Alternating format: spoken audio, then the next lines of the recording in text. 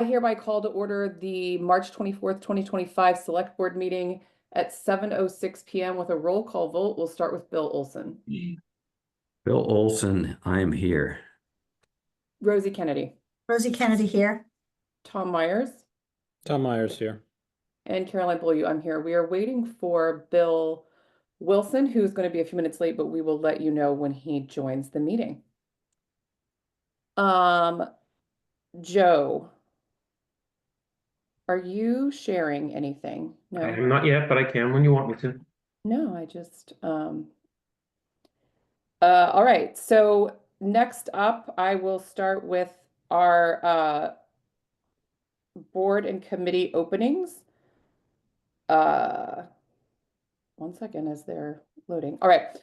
The Affordable Housing Trust has one opening. The conservation, I'm really sorry. Joe, can you read the boards and committee openings? The file keeps shutting down on me. Yep.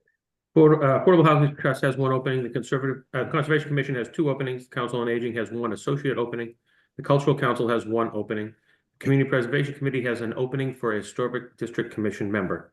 The Historic District Commission has two openings for 3-year terms, two openings for 2-year terms, one of whom must be a resident of the Historic District and one must be a resident realtor. The Human Rights Commission has one at-large opening, and the Hamilton Wenham Cultural Council has 3 openings. Awesome. With that, can you tell me what's next since I'm waiting for the file to reopen?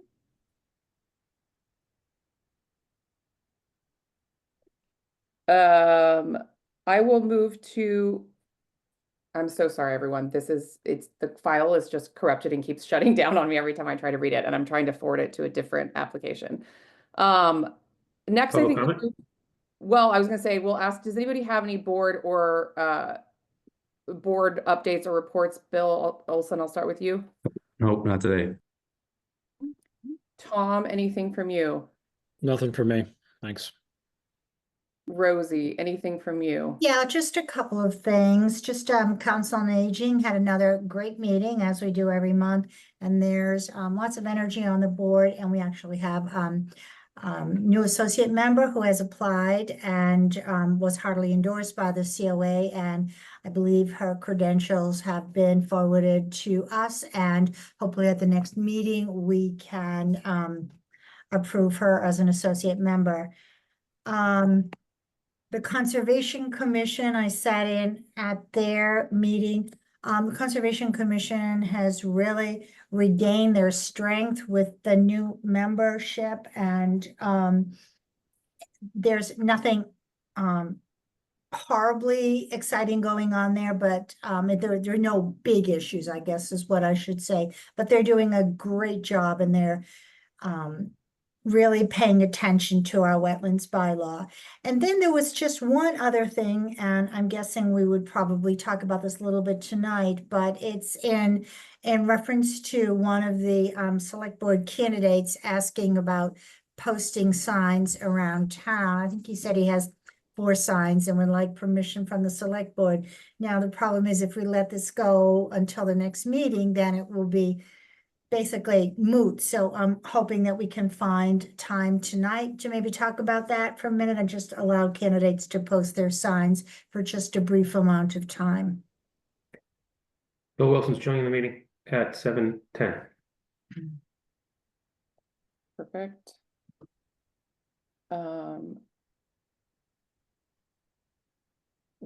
I don't know, Joe, there's not technically an agenda item for talking about the request from the candidate. Yeah, the request was received today, I believe, by email, so there wouldn't have been time to have it on the agenda. You could take up a discussion about it in new business. I would say that generally campaign signs aren't allowed on public property. That's not just a town bylaw. It's kind of considered, they don't let people campaigning, for instance, hold their signs within 100 feet of a polling place, et cetera. So it just, the board can do what it wants, I guess, but I just want to call out that's breaking a longstanding practice in town. Yeah, I agree. And I think at this point, any decision made would cause confusion and wouldn't give all candidates the opportunity for the same. So we can discuss it later as well, but all right. Rosie, anything else? I don't mean to cut you off. Nope, that's fine. That's all I had. I would just like to say, as an rebuttal to your and Joe's comments about signs, during campaigns, town campaigns, we have always allowed candidates to put their signs around, even on public property. They have removed them promptly, and I think it hinders their ability to be known in the community by not allowing them to post their signs. So that's just what I wanted to say. So the only public property that I've known about, and this doesn't mean it is the only one, was that for a while they were posted in front of the Cumbies on that corner, which was considered town property, but we had a request from a citizen last year to remove signs from there because it was public property. So we ended up like asking for all signs to be removed from that space. Other than that, I didn't know of any public property that we were allowing signs on. Sure. Well, also, up by the blinking light gas station on Asbury Street, signs have always been there. I just think it's a courtesy to our candidates, and they do remove the signs promptly. So I would advocate to let our candidates do that. I know it can get a little crowded, but I think that's just part of the democratic process, and I would strongly encourage the board to think about it and allow candidates to put their signs up. It's just 2 weeks. Yeah. So it's just my comment. All right. Thank you, Rosie. Bill Wilson, welcome. Do you have any reports for us? We have a pretty full agenda. I think I have some school stuff. I'll just bring that into that discussion. Okay, perfect. Next we have our consent agenda, and we have 3 items on the consent agenda. The first is the approval of the request for the youth football banner on the tennis courts, approve the Little League request for banners on the outfield fences, and approve minutes of March 10th, 2025 select board meeting. Do I have a motion to approve the consent agenda? Motion to approve the consent agenda. And a second? Second? Second. I do have a couple of questions, Joe. I assume that the outfield banners for the Little League is just a repeat of the approval from last year that we already made? Are you Sorry, talking? sorry.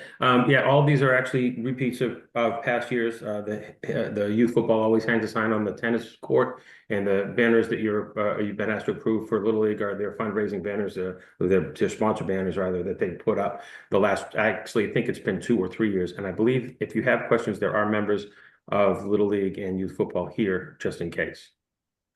And Yeah, it's Joe, this- my understanding, my belief is that last year was the first year we did the Patton Park baseball banners. We want to see how they did. It didn't seem to be an issue, so I thought I'm fine with it. I think we did it as a year as a trial to see how the effect would be, but I was fine with it. It wasn't overly commercialized. So, but so I'm fine with that. The youth football. The only issue I had with that one was the letter talks about every year. It can't be. We have to vote every year. It can't just be a one and done. So I just don't know how we obviously will make it clear in the motion, but the letter is not accurate. We're not approving the letter, we're approving 1 year. So. All right. So do you want to amend the motion? I don't have one for you. I don't know if we have to amend it or just make it, I'm not sure, because I have a So I'll file. just say like, we are amending the motion to clarify that approval for the request from youth football and the Little League are a 1-year approval and will need to be made again annually. so moved. Perfect. All right. Any additional questions about any of the consent agenda? Just a comment. I mean, we just said that perhaps it's not so good for candidates to put their signs up on public property, but here we are allowing marketing sponsorships to be placed for our football and Little League. So I'm just wondering what the difference is, and again, would ask you to think about the importance of letting candidates put their signs on public property as well. Again, I John, think, you have a member of the public that has his hand up. yep, is it Mr. Kraft? Is that? Yes, hi. Is my mic on? Sorry. Yep, Yeah. we can hear you. Yeah, mine is actually not an advertisement. It is more an announcement for registration for our youth league. And we in the past it's been 5 to 6 weeks that we hang it on the tennis courts. So it's not a sponsorship or anything. It's not asking for money. Okay, but it's encouraging children to come and register. So to me, it's the same principle. And it's not any derogatory feeling toward the youth football. I'm just trying to make the comparison that we do allow things in our community that benefit our small communities. So that's my point. And again, we can talk about it later in new business. Sure.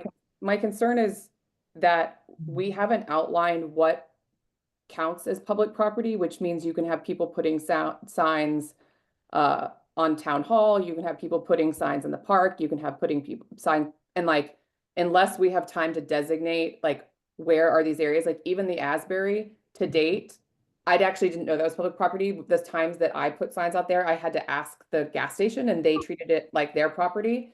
And so I'm a little anxious to make a sweeping statement that town property is open to the public for political signs, candidate signs, without any regard for size, duration, placement, things like that. Whereas I feel like for town programming, on a specific location for a specific period of time as voted by the board, I just feel like there's less gray area there.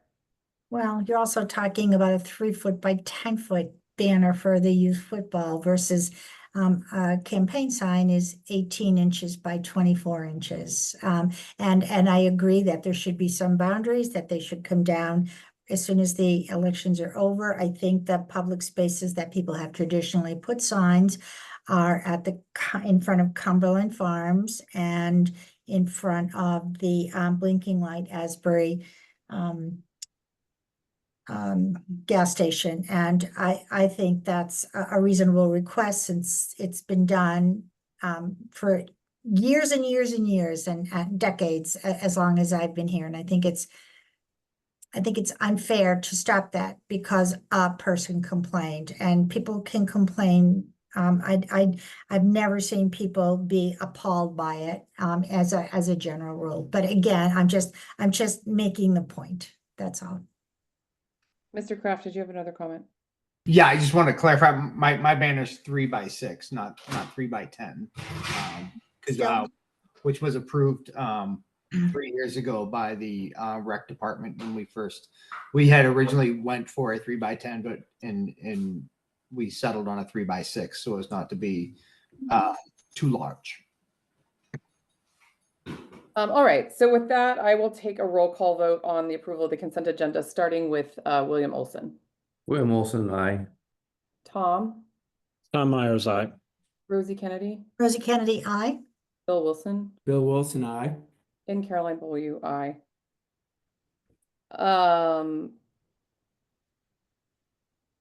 I accidentally skipped public comment. It was not intentional.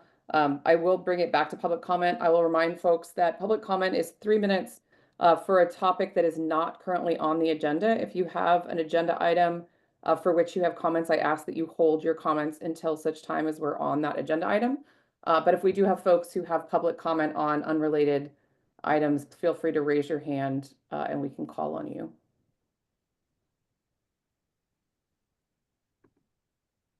Yeah. Perfect. All right. With that, we'll move into our core agenda. The first item is the approval of the raising of the Pride and Juneteenth flags at Patton Park in June 2025, a discussion and vote. The Human Rights Commission has started their Juneteenth and Pride activities. And so we wanted to go ahead and get this on the agenda to ensure that we have flags to be raised as a part of flag raising ceremonies and to kick off all of the other Pride and Juneteenth activities happening in town. I believe that we have someone here from the Human Rights, is it Jamie or Anna, who here, anybody would like to talk So the chairman of the Human Rights Commission, I believe, is on, and as well as the secretary, Nancy Steffes, Jamie Knudsen. All right, anything anyone like to add? Jamie, I see you. Yeah, so we meet monthly, and we had started making plans for those flag raisings in January, and because they have been authorized pretty freely over the last 4 to 5 years, I think, depending on which flag you're talking about. It might it might be 4 or 5 years, but so, and we, yeah, so we'd love to have that and have that know that we can plan on that each year.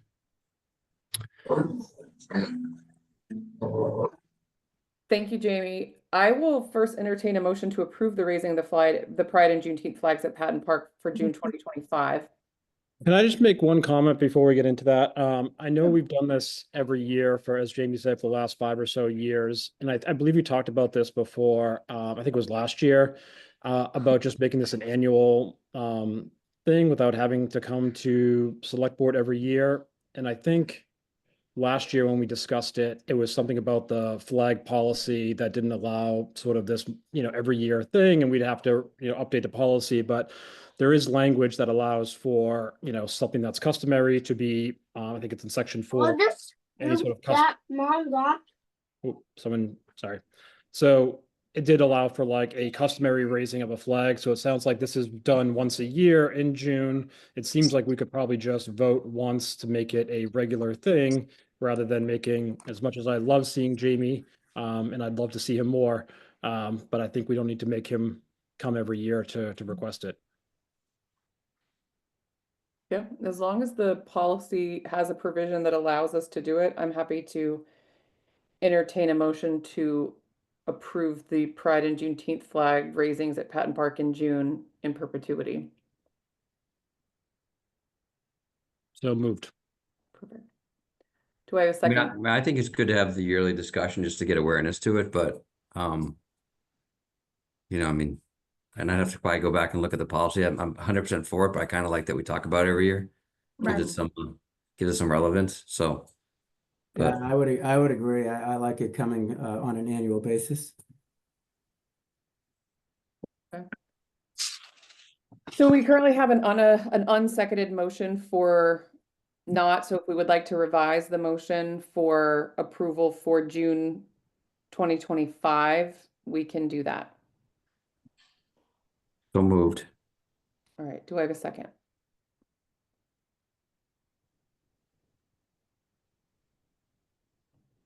I do need a second for the flag.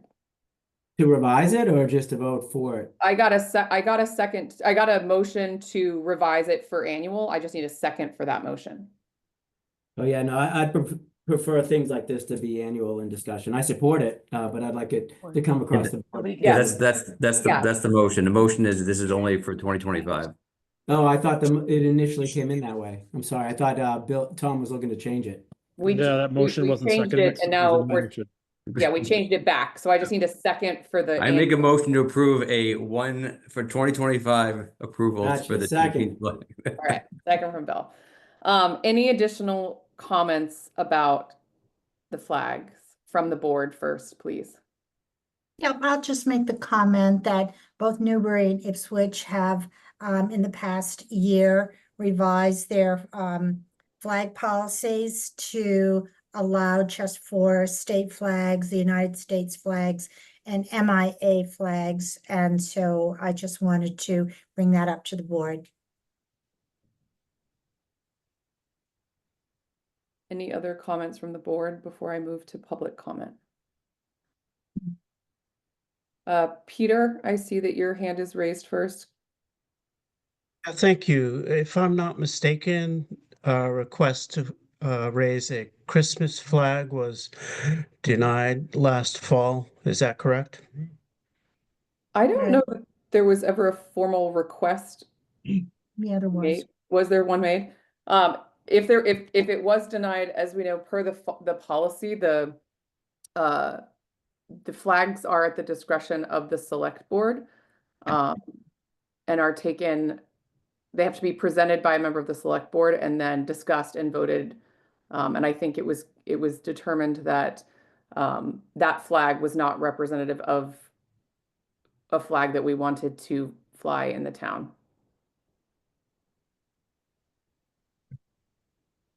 Anna, I see that you have your hand raised. Do you have a comment? I do have a comment. Thank you so much. For the minutes, Anna Seidzick, 227 Highland Street. I guess the points I would want to make are, first back to Tom's question about the time period. The language of the policy does allow for flags to be displayed for a period of time that is reasonable or customary. I actually raised this comment last year. I went back and watched the minutes, and there was some discussion about not sort of having this conversation on an annualized basis, because in some ways it's painful to have to validate it. As a point of context, the town of Wenham is actually not doing this on an annual basis. The school district is not doing this on an annual basis. And the reason I make that point is that if you go back to what the purpose of these flags are, the Juneteenth flag celebrates the end of slavery, and the Pride flag celebrates the inclusion and support for LGBTQ members of our community.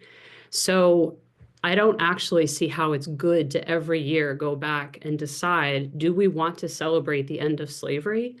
That should, in my opinion, should be a very hard yes in perpetuity. I don't think the town of Hamilton should ever backtrack on that. Similarly, support for our LGBT community members is more important than ever. There are renewed attacks on them. They're historically marginalized. I don't see why we as a town, through you, our executive board, would not want to make the statement that all people are welcome in the town of Hamilton. So to me, having to bring it up for annual discussion, I find that hurtful, like as a concept. And these are in fact customary displays. They have a period of time. The Pride flag is the month of June. It's been that way since the Clinton administration. Juneteenth is a newer federal holiday, but they've always been on or around June 19th, right? So these are customary displays. And I would articulate to the select board, using your government speech, I don't understand why we would not want to celebrate the end of slavery and celebrate inclusion every year in perpetuity. So I ask that you reconsider Tom's motion, but I also ask that we do this. I don't understand why we wouldn't. I strongly support this as a way to show recognition for these groups and who we are as a community and what we stand for on a really value principle basis. So thank you for your time and your consideration. I appreciate it, Anna. Thank you. Bill, I did see you come off mute. Did you have something to say before I go to other members of the public? No, you can let's get all the comments in.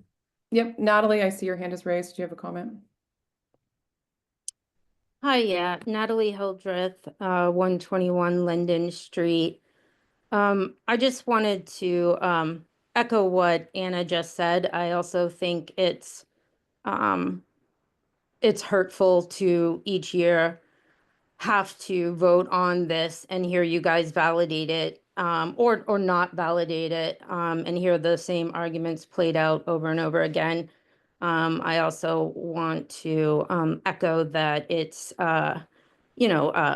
the students and children in our district, hear that and look to you as leaderships on this issue as well. Recently, I looked back at the DEIB audit the school district did in 21-22. And according to that data prepared by an outside consulting practice, in 2022, 18% of the students in our district identified as LGBTQIA or non-binary. And in that presentation, 45% of the faculty and staff of our district said they had seen students treated unfairly because of their sexual orientation at school. I can only imagine these numbers have grown worse under the current landscape in our country. And I would just remind you that representation matters so much, especially right now, and that you'd please think of the young people in this district who need to feel safe and included where they live. And I think the American flag is only so much stronger when it's flown with the Pride flag, with the Juneteenth flag. It's a strong country that recognizes and works to right their wrongs, especially throughout history. Thanks. Thank you, Natalie. I appreciate it. Sagamore Street. I hear somebody's on the phone that isn't muted, but I don't know if that's an intentional comment.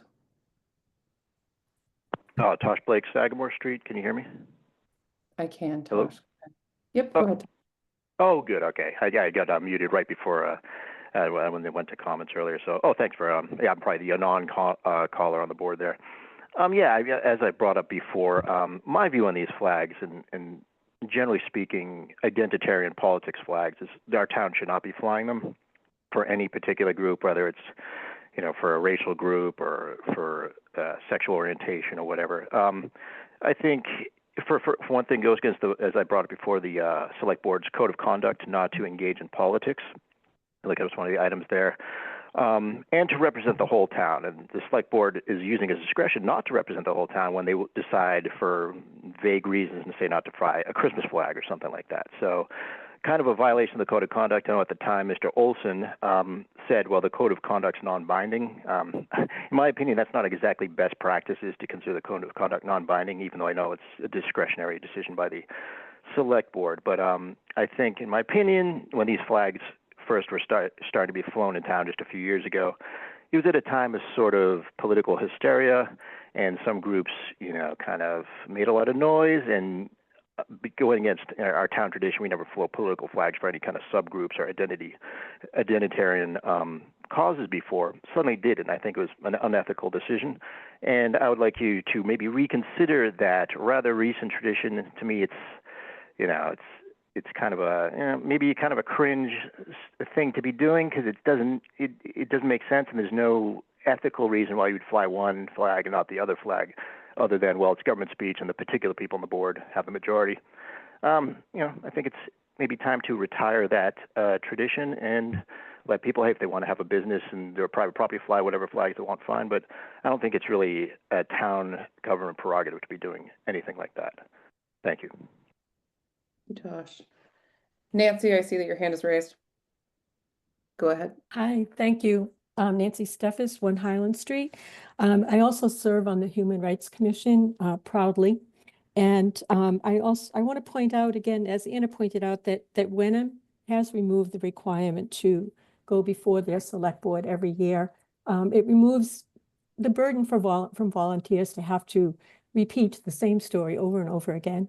And to speak to Tosh's point, I do believe that the citizens of Hamilton do care about human rights and appreciate the flags being flown.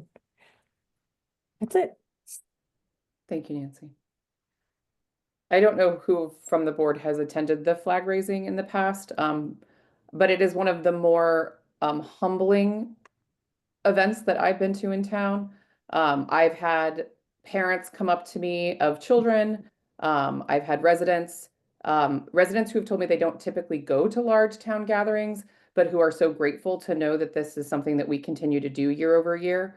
And when it comes to how I choose to use my government speech, I feel very strongly that, I think that there's a side that errs on depoliticizing in an effort to silence the voices of those who are oppressed and in a minority. I think it's a convenient excuse to not stand on the right side of history.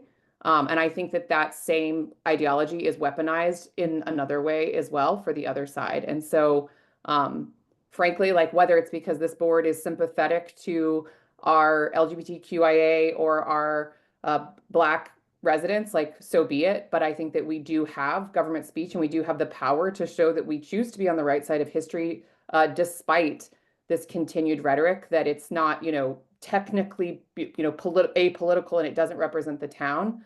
I can say that I really don't actually care because I think that that's just sort of a weaponized ideology of simplicity that doesn't have broad use for me in this time in society. Ms. Brown, I see that you have your hand raised. Hi, Margaret Brown, 58 Moulton Street. First off, I want to express my gratitude to the board for establishing a flag policy that has space for both the Pride and Juneteenth flags. These flags are important symbols of belonging and visibility, and I want to thank you for flying them in past years. Speaking as a queer person who grew up here, representation truly matters, especially in this town. And for years, I've driven by the town hall in Patton Park during June, proud to be a part of a community that outwardly supports my peers and allies. With the increasing attacks on human dignity of Black and Brown and queer folks at the national level, it's more important now than ever to show our community's solidarity with the marginalized. I urge you to display the Pride flag and Juneteenth flags this year. And we're a safe and welcoming community, and flying commemorative flags is no small acknowledgement of that. Also, the points raised about bringing this up annually, causing stress, are completely valid, and I can personally attest I'm shaking with anxiety right now. But thank you again, and yeah, that's it. Thank you so much. Thank you. Yeah, Caroline, this is Bill. Yeah, I mean, all great discussion. I appreciate it. I think it's important that we have dialogue, ongoing dialogue, continued dialogue on this stuff. We're not debating the celebration of these holidays. The town supports that. All we're debating right now is flying a flag. So whether the flag flies or not, the town supports and encourages these holidays to be celebrated. But our flag policy, in my view, requires that on a yearly basis, the select board votes on the flags. So it's a part of the process. It's not a hurtful process. It's just part of the process. So, so that's where I sit. I sit that I support it 100%, but this is part of the process that we put together, and it's an important process and a positive process. It shouldn't be a negative process. It should be positive and representative of us talking and debating and sharing thoughts and opinions. So. Yeah, I would slightly disagree with that point, Bill. And I do think there is a message here. And I do think that the fact that it comes back to us every year and the fact that we have to approve it every year there is some symbolism there that is the thought that we could deny it on a yearly basis, and that there is this questionable, support of that community, every year. So I think by, for us as a board to send that message that we, embrace the LGBTQ community and that we're willing to do this on a yearly basis, I think sends a really important message that I would want to support that on a yearly basis.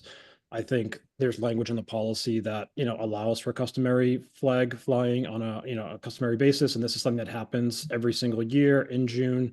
I disagree. Yeah, I think there's a message that we're sending. Right. Tom, I get that, but we cannot vote for anything in perpetuity. We just vote for, even if we voted in perpetuity, the next select board could change it back. So we're not really, I mean, it's like, once again, you're talking about a message that has no teeth.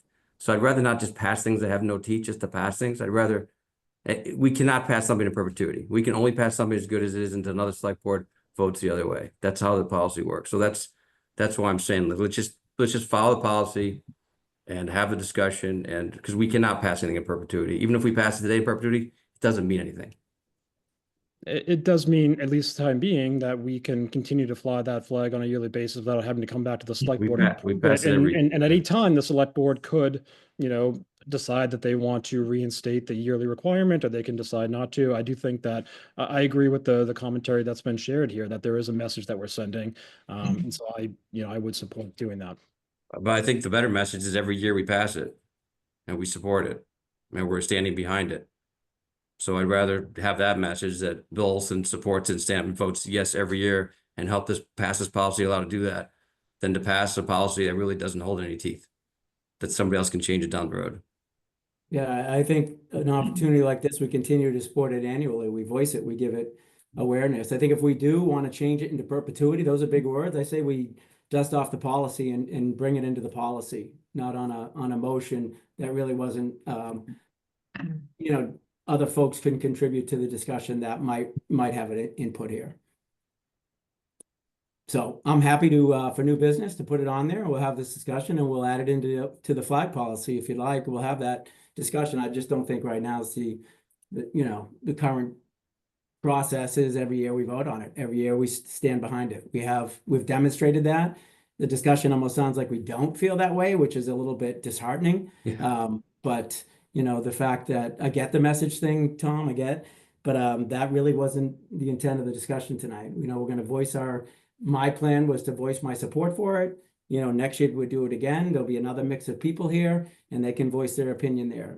A lot of things come to us annually that potentially, you know, we may get next week that says, let's put something else on there into perpetuity. And, you know, I think that's a disservice, you know, where we just put it on there and then it just happens versus, you know, talking about it annually.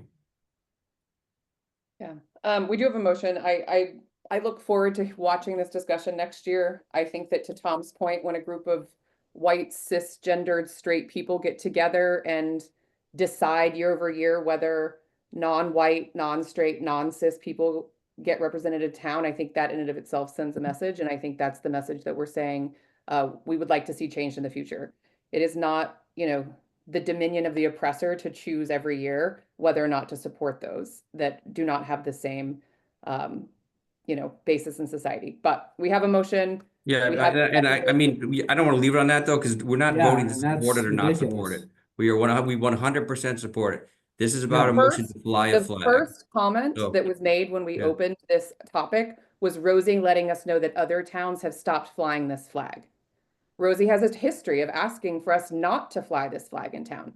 So when you say that next year everyone's supporting this and this won't come up again and there won't be any dissent, two of the candidates that are running for election do not want this flag to fly and have made public comments to that end. So I'm fine if we pass it this year, but I will not sit by in Pollyanna that every year we will graciously vote to fly the flags of the people in this community that feel like they are marginalized, because I factually know that to be untrue. Carolyn, I'd just like to point out that although I disagree with flying the flag, the pride flag, I don't disagree with the quote unquote marginalized groups' right to exist and to be treated in a respectful and equal manner. So please don't conflate my political position with my personal decision. I have very, very good friends who are gay, and I find it rather insulting that you would say that. I'm talking about something that represents everybody in the town. I'm not talking about marginalizing anybody. So I take. Prisoner of war flag does not represent me. Pardon me? The POW MIA flag, I was never a prisoner of war or missing in action. So to say that the flags have to unilaterally represent every single person in town is factually untrue. I'm saying that the flags that we would choose to fly would represent the town, that would represent all of us, such as the state flag, such as the national flag. Such So as I will, Caroline, I think we should probably leave it at that, but I just wanted to make that point that how I feel in terms of what we're representing in our town versus what we don't allow to be represented. We couldn't fly a Christmas flag. I mean, that just is so. Because there's a federal unfathomable to me. separation of church and state. Because Christmas represents a Christian No, holiday. well, it's not always a Christian holiday. It's about kids and Santa Claus and good cheer and giving to your community. So I think that you're choosing to put it in that context, but it's not only about that. And so again, I just want to defend my stance as I mean, look at how heated this discussion is even talking about it. As I said, I have very, very good friends who are gay and lesbian, and I wouldn't trade their friendships for the world. I see that we Yeah, I have a mean, public comment. yeah. Heather, would you like to come off mute? Hi, I'm so sorry I came a little bit late. I grew up in Hamilton and I work in Hamilton, but I'm a Beverly resident. May I be able to speak? Joe? Yeah, you don't have to be a resident to speak at public comment. Oh, okay. Thank you. I just wanted to just quickly put in my piece about the flags. I felt it was important to speak out. To me, the flags acknowledge that we have just different life experiences and different backgrounds. You know, Hamilton has increasingly gotten more diverse. I actually think they represent our neighborly connections. I believe this is a good time to support each other and our neighbors and to hold dialogue, and these flags allow us to do that. And I just hope we just continue to be open and welcoming to people of different backgrounds and different walks of life. And yeah, that was just my little piece I wanted to put out there. Thank you. Thank you, Heather. Bill, I think somebody was making a comment. Yeah, I was that gonna you? say, I mean, I think we came here tonight to vote something that we voted Ah. 3 or 4 years in a row, and I think things change and we're unprepared for the change, and we don't like to do things quickly and change things quickly. So I appreciate the motion to change things, but it was different than it. So I agree with sort of Bill Wilson's comment that if perpetuity is a discussion that we want to have, let's put that as an agenda item as a separate topic and talk about it then when we're prepared to talk about it. But I support the flag's fine 100%. I always have, and I'm ready to vote. Awesome. All right, we'll start with roll call vote. Rosie, Rosie Kennedy, aye. Bill Olson, Bill Olson, aye. Bill Wilson, Bill Wilson, aye. Tom Myers, I'm going to abstain, not because I don't 100% support the flag raising, but because I disagree with the message that we're sending by making them come back on an annual basis to ask this question. So I'll abstain. Tom, Caroline Beaulieu, aye. All right, thank you everybody for the spirited debate. I do appreciate the conversation. With that, we will move to our next agenda item, which is to reopen the warrant for April 5th. I believe we're going to, Joe, are we going to sort of combine the second and third agenda items? Yeah, I think that's probably the best way to do it is to get started by reopening the warrant and then going through each article. You can take your votes, you can decide if something needs to be on the consent agenda. You can, and there's a couple articles we're going to ask you to consider removing for various reasons. So if we can move through the article through the warrant one by one, that probably is the best use of our time. I make a motion to reopen the warrant. Second? All right, the warrant is now open. I know that. Didn't vote. Oh, sorry, I keep forgetting to do this firstly. We'll start with a roll call vote, starting with you, Rosie. Rosie Kennedy, aye. Mr. Olson, William Olson, aye. Mr. Wilson, Bill Wilson, aye. Tom Myers. Tom Myers, aye. All right, Caroline Beaulieu, aye. Now the warrant is officially open. I know that we do have one or two articles to be removed, Joe? Two articles. One is in section 2 and one is in section 4. Okay. So we were Sorry, section 3. I think what we were thinking is that the best way to do this is just to go quickly item by item. We can take a vote for your recommendations. Our recommendations as we go one by one. We can point out the things that we're going to come off, and we can note the things that are going to go to the consent agenda. Does anybody feel differently about that process or have a cleaner way to do that? Works for me. Okay, great. So the first article, election of officers. We don't need to do anything with this one, correct? Nope. Great. Nope, nothing to do there. Nothing to do with 1.2. Unless Mr. Bowler has a comment or a question about what reports will be made, I don't know. I don't know who's planning to make reports or if Bill's going to allow them this year. Bill? Say that again. I know the moderator's here. Yeah. Item 1.2 is reports. Right. I would just remind anyone that any boards or committees or proponents that are planning slides for the town meeting that they need to be submitted for my review and for inclusion in the slide deck by the end of this week. In terms of reports, I haven't heard from any boards or committees that they're going to make reports to this point. None have come forward to the town manager's office either. Okay. So what, does anything else need to happen here, Joe? No, if we don't have any reports, that's fine. I'm making notes as we go along here, so we should be all set to probably just pass over reports when we get to it. Okay, perfect. So the next is the consent agenda. Is there currently anything stacked in here?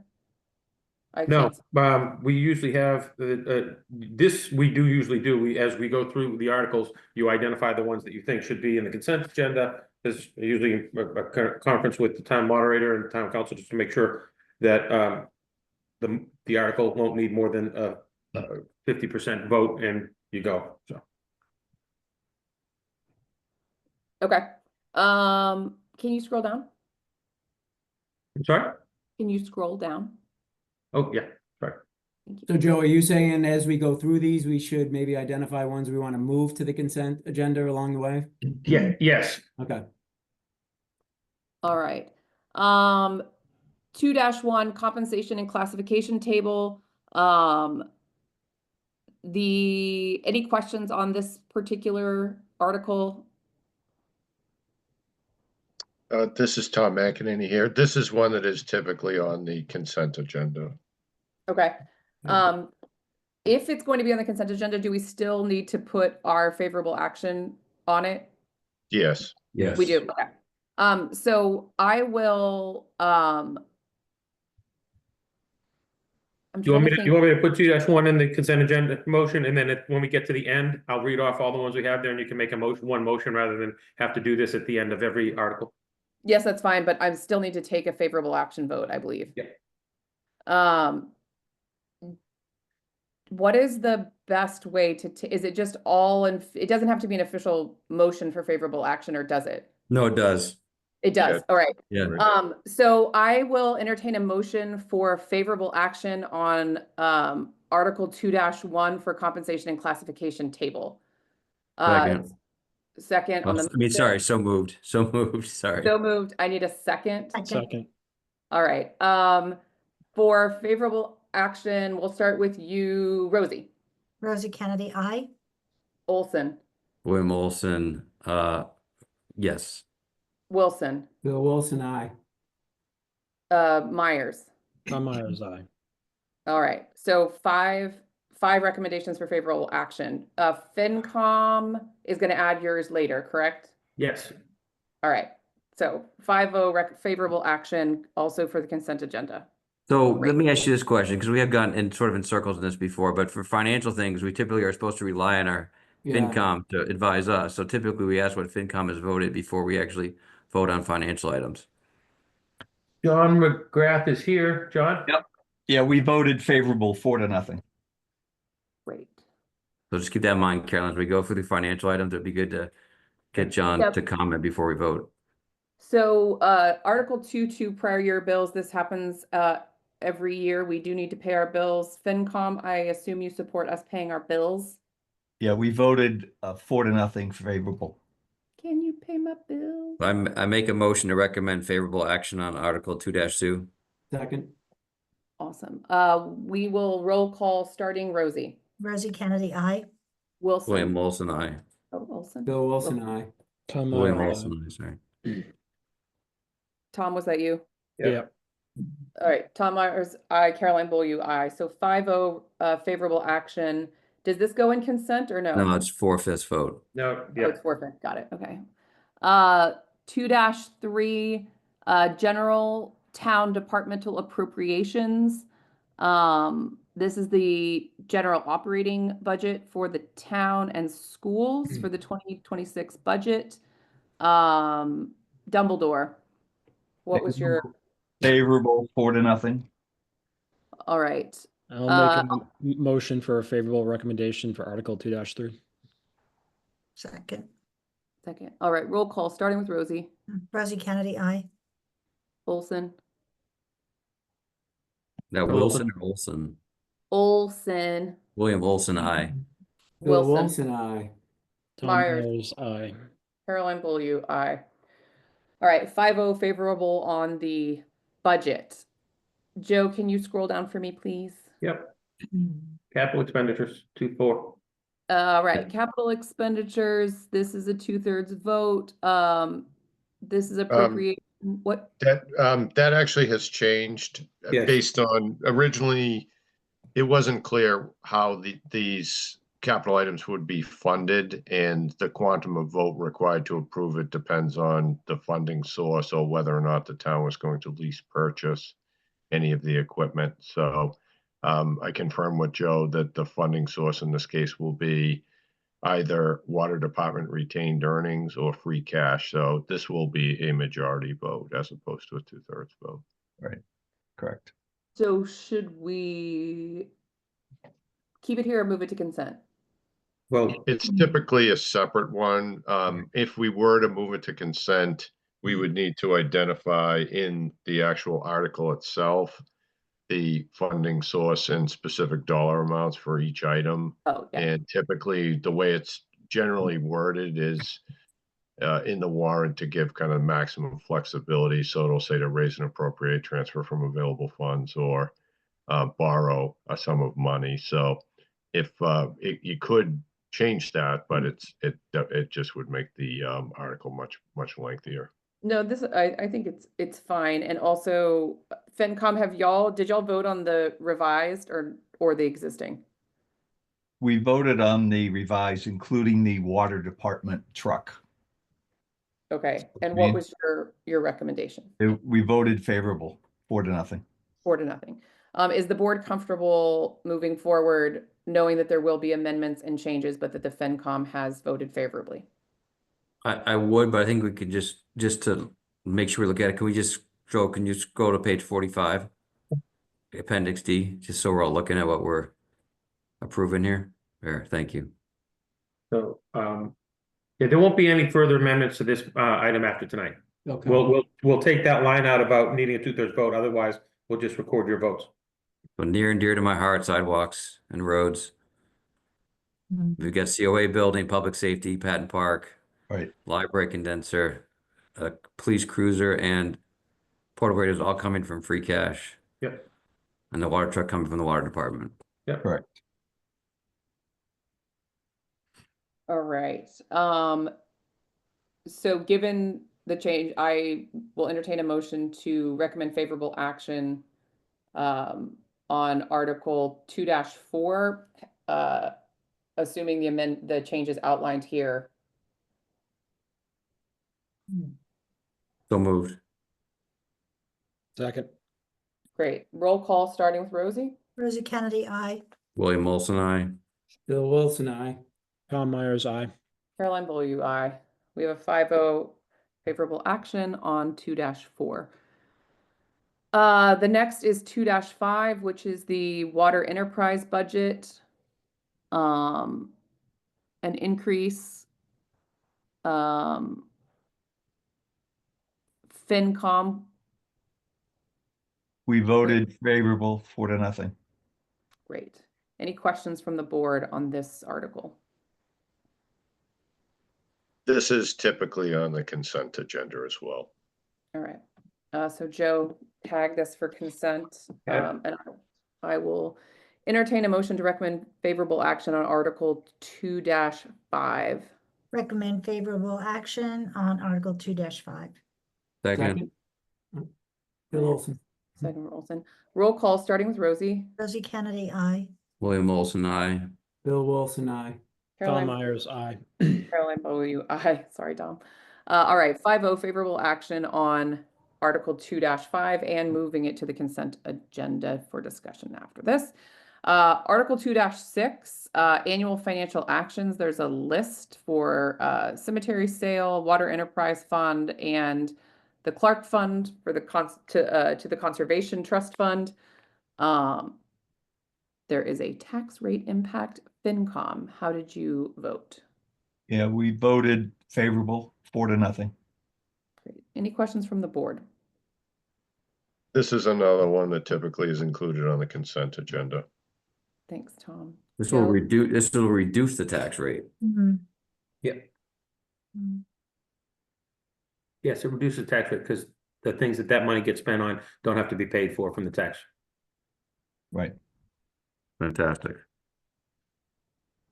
I will entertain a motion to recommend favorable action on Article 2-6, Sure. the annual financial actions. Make a motion to recommend favorable action on Article 2-6. Second, Second by Rosie. Roll call, starting with Rosie. Rosie Kennedy, I. William Olson, aye. Bill Wilson, aye. Tom Myers, aye. Caroline Beaulieu, aye. Board recommends favorable action 5-0 and moving this, wait, did you say consent agenda, Tom? Yes, that's Okay. typically on the consent agenda. And same with the next one, 2-7 is usually a consent agenda item as well. Okay. I recommend favorable action on Article 2-7. Second, All right. FinCom voted favorable, 4-0. Great. Any additional discussion from the board? Roll call, starting with Rosie. Rosie Kennedy, I. William Olson, aye. Bill Wilson, aye. Tom Myers, aye. Caroline Beaulieu, aye. Board recommends favorable action 5-0 and moving to consent. 2-8, OPEB trust fund. All right. Mr. McGrath, how'd the FinCom voted favorable, 4-0 on the OPEB.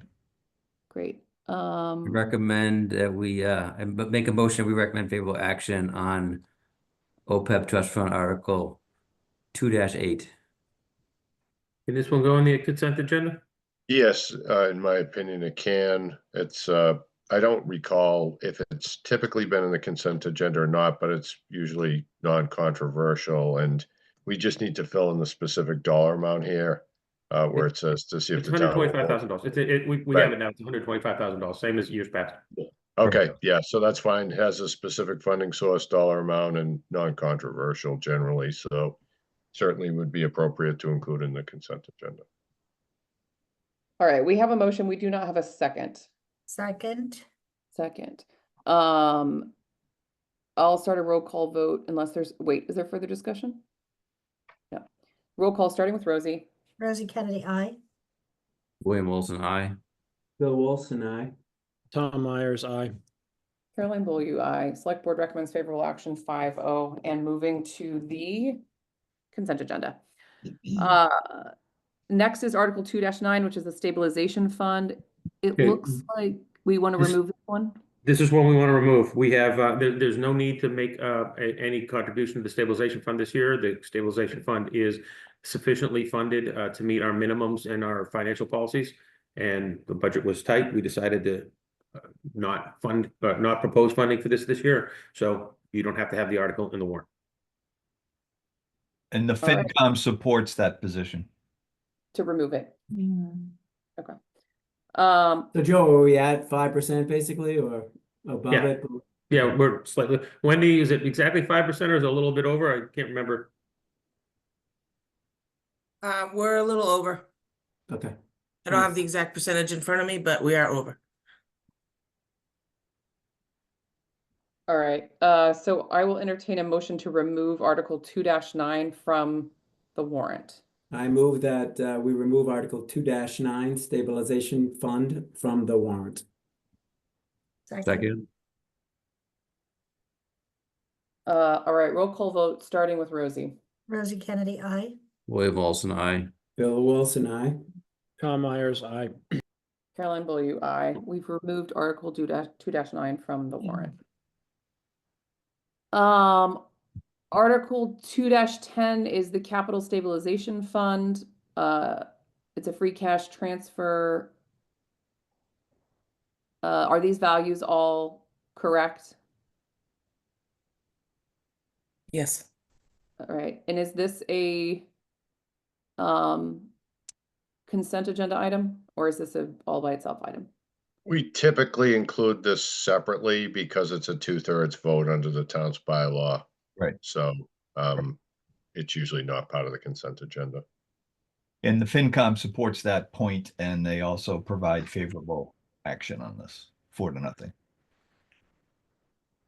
Okay. I will entertain a I motion. make a motion that Select Board recommend favorable action on Article 2-10. Second, Roll call, starting with Rosie. Rosie Kennedy, I. William Wilson, aye. Bill Wilson, I. Tom Myers, aye. Caroline Beaulieu, aye. 2-10, board recommends favorable action 5-0. Article 2-11 is the community preservation budget. There's a list of projects in the appendix for review, if folks would like to see it.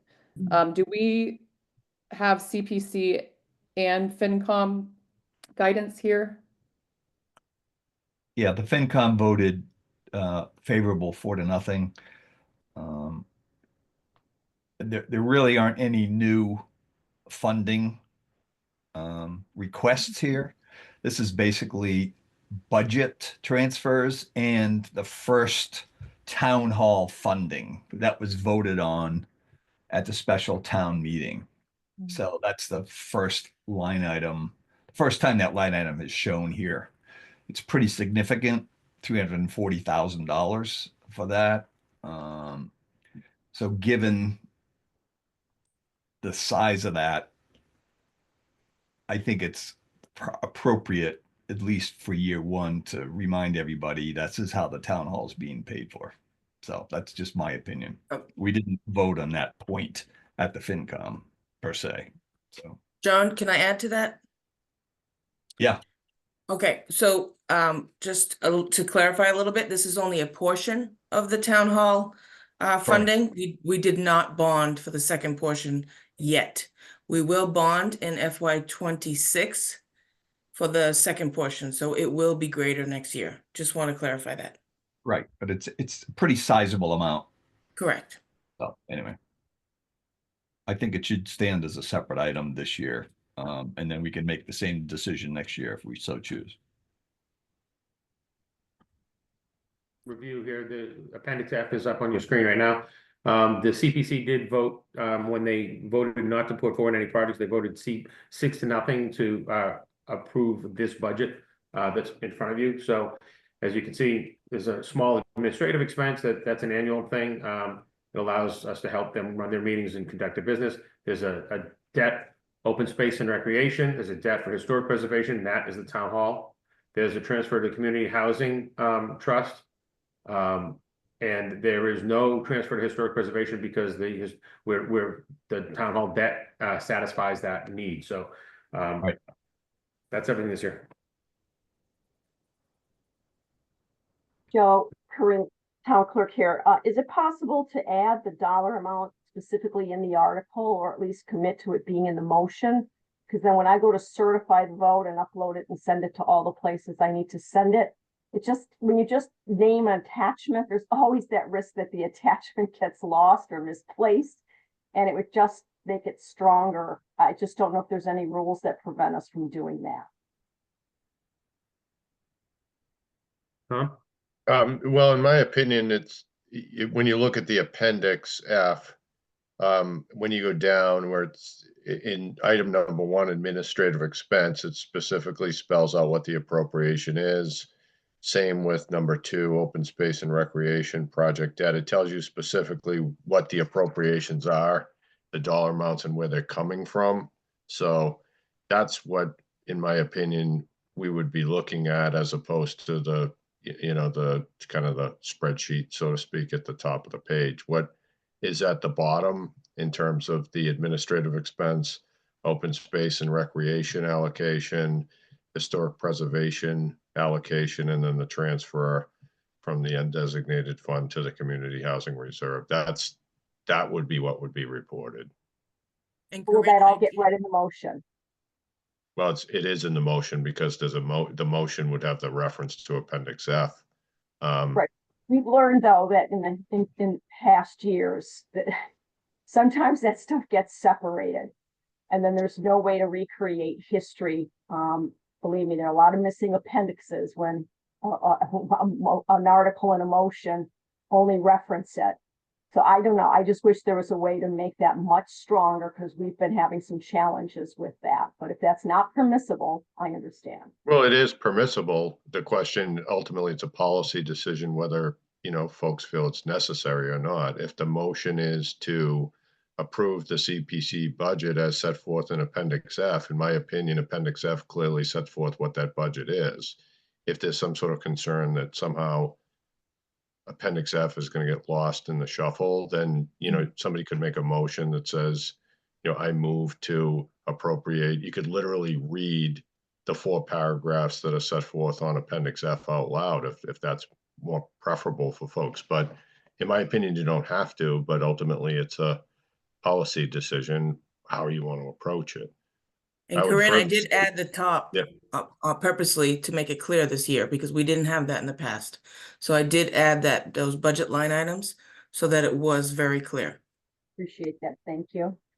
And this could be on my understanding, I believe in the email that I received from the chair of the CPC was a request to include this on the consent agenda, which I think typically it has and certainly could be if the board feels otherwise and you want it to be a standalone item. That's certainly fine as well. Can't we just put it, I mean, with every other article, we have the total. Can't we just at least have the total, the 543, 043? We don't even have the total in it, right? I'm sorry. Well, it's not really a total. There's 4 different buckets. There's an administrative expense I know, but why bucket. don't you but I'm just saying just have the total, just so we know what the total is. We're asking for 543, 040, whatever, 045. As outlined in the appendix? Yeah, as outlined in the appendix. Right, but that's not how the motion, the motion would have to specifically designate which buckets the monies are going into. And that's why it's set up the way it is. Wait a second. We just voted on $825,000 for the capital expenditures, and we voted on Right. a number. Well, Why that's is it gonna be different than that? because the motion we didn't actually include a number in the capital expenditures. The article that was approved was to raise and appropriate, transfer from available funds, or borrow a sum of money to fund the capital items. When we do the motion on the capital budget, the motion is going to specifically designate the funding source, what those funds are going to be used to purchase. In that case, because some of them are free cash, some of them are water department retained earnings. Tom, I get that, but we're talking about the warrant is what we're talking about. How does the warrant become more concise? We know what the motion is going to be at town hall, but we're talking about how the warrant's written. And Karen's concern is that the warrant isn't written concisely with a dollar amount. We have risk later. So why can't we put the dollar amount in the warrant under that line like we have it in every other article? Well, we don't have it in every other article, but it's typically not done that way. Everyone we've done, Tom, everyone we've done so far has a number in it. It says expect a request, 852-125. Expect a request, 2,514,566. So don't tell me that. Every single other one has a dollar amount. Right, and I'm sorry, and I don't mean to argue with it at all. I'm saying like in the actual motion, in the actual warrant article itself, there's certainly information in the article, whether it's, you know, indicating what the expected request will be, or if it's included in the brief summary in other places. So Karen's asking in this article request, Yeah. can we add something in the article request that refers to a dollar amount? Just like every other article does, even if it says. I'm not sure how you would do that I mean, yeah, I'd have to think about how it's not typically done that way not just in Hamilton, but anywhere. So I'd have to think about how to do it. But I mean, I guess I don't understand why you couldn't do it like every other article. You write expected request in parentheses, 500, whatever the number is, 524, 243. Again, because it's usually separated out by the specific buckets. You know, there'll be a separate indication of what the amount is that's being allocated to the administrative expense, separate amount being allocated to the open space, historic. Joe, can you translate for me? And Joe, I don't think Tom's understanding me. Can you translate for me? I think I understand what Tom's saying. This isn't just asking for 543,045. It's saying that 30,295 is going to get transferred to the administration expense line item. $102,100 is going to get transferred to pay the debt on the open space and recreation line item. 340,000. So that's he's saying you can't just say 543,045 because that's not actually what you're asking it to do. Can I add a little clarity? Bill, it's also driven by the law and the percentages. Each line item has to do with a percentage of the law. So I think that's why it absolutely needs to be identified separately. I'm not saying don't get rid of the separate, but why can't we have a line in the actual article that talks about the total amount that is further defined in the appendix? Just so we have a reference and we know it's the right number when we go find the appendix later. I mean, We have could you a add to total the brief number in the summary right appendix. at the end, please refer to the warrant appendices for list Yeah. of projects valued at exactly. 543,045. Right. I understand. It's in If you wanted, parentheses. I can add it into the brief summary. That's not a problem. That's all. I think that's all that is being Okay. discussed here. You still need the appendices. Yeah, still need appendices. I'm just saying to put it in the. Record keeping. We don't have a defined records management system with things that are digitized. So everything is paper. And you go to the hanging files in a clerk's office and you have different versions, and then you have amended on the floor. And then, I mean, I just spent a lot of hours with Mark redoing entire zoning bylaws because things got messed up by references and not being accurate with documents.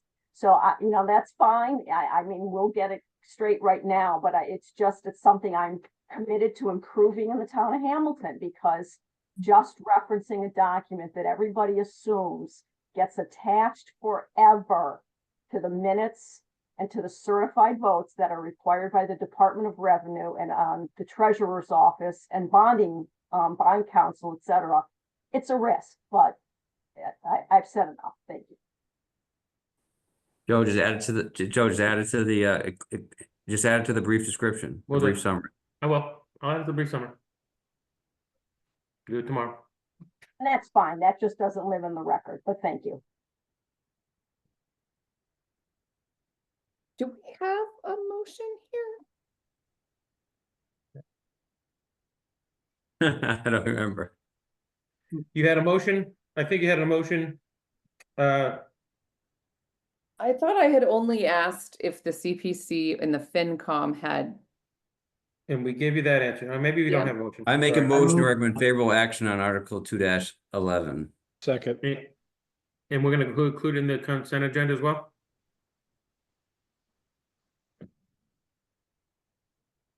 If that is the recommendation of council, yes. It's one that typically has been included in the consent agenda. But it's up to you whether to include it or not. I love a good consent agenda item, Tom. It just, nothing thrills me more. It's less people we have to argue with about getting up and making motions. All right, I will take a roll call vote, starting with Rosie. Rosie Kennedy, aye. William Olson, aye. Bill Wilson, aye. Tom Myers, aye. Caroline Beaulieu, aye. Favorable action 5-0 select board, and moving to consent agenda. The next item is 2-12. It's the Consolidated Elementary School project, the approval of the funds for the purpose of paying costs for a consolidated elementary school. Joe, if you could scroll down just a bit. Yep. FinCom. FinCom voted favorable 3-1. 3-1. All right. I see that there's a public comment. We're not going to take comment on the warrant until we get through all the articles, at which point we will take comments before we close the warrant. So just a heads up to folks that are in the room. I will entertain a motion to recommend favorable action on the Article 2. I can't see it anymore. What is it? 2-12, I think. 2-12 for the consolidated school. Let me make sure, sorry.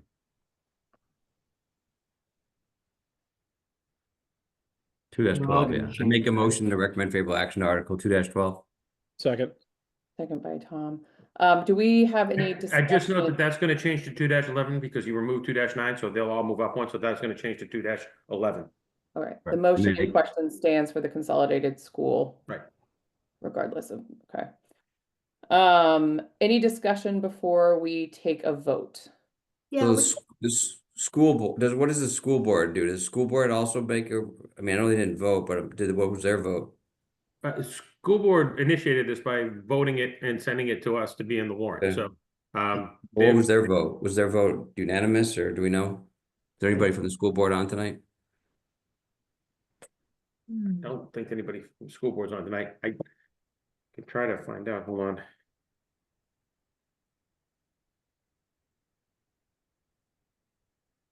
Since it's a borrowing article of a regional school district, it's my understanding that the school district committee would have to have voted by at least a 2/3 vote in favor. I'm asking the superintendent right now. Okay.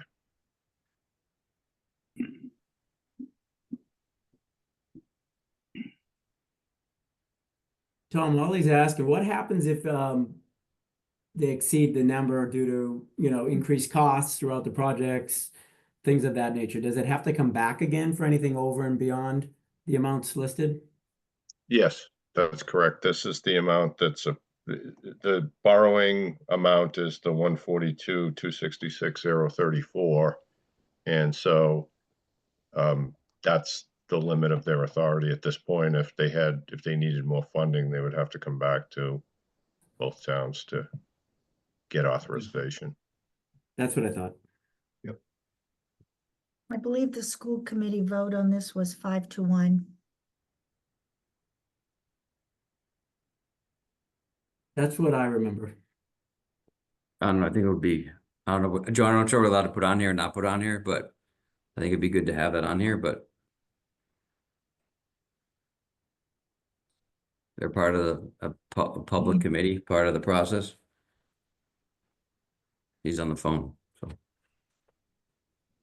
I like that recommendation, Bill. To put the school committee.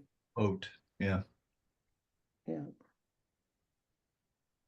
Would they need to talk, this is for Tom, KP Law, Tom, would they need to take a formal vote of favorable action, or would it be okay to use their vote to put it on the warrant as an analogous vote for favorable action?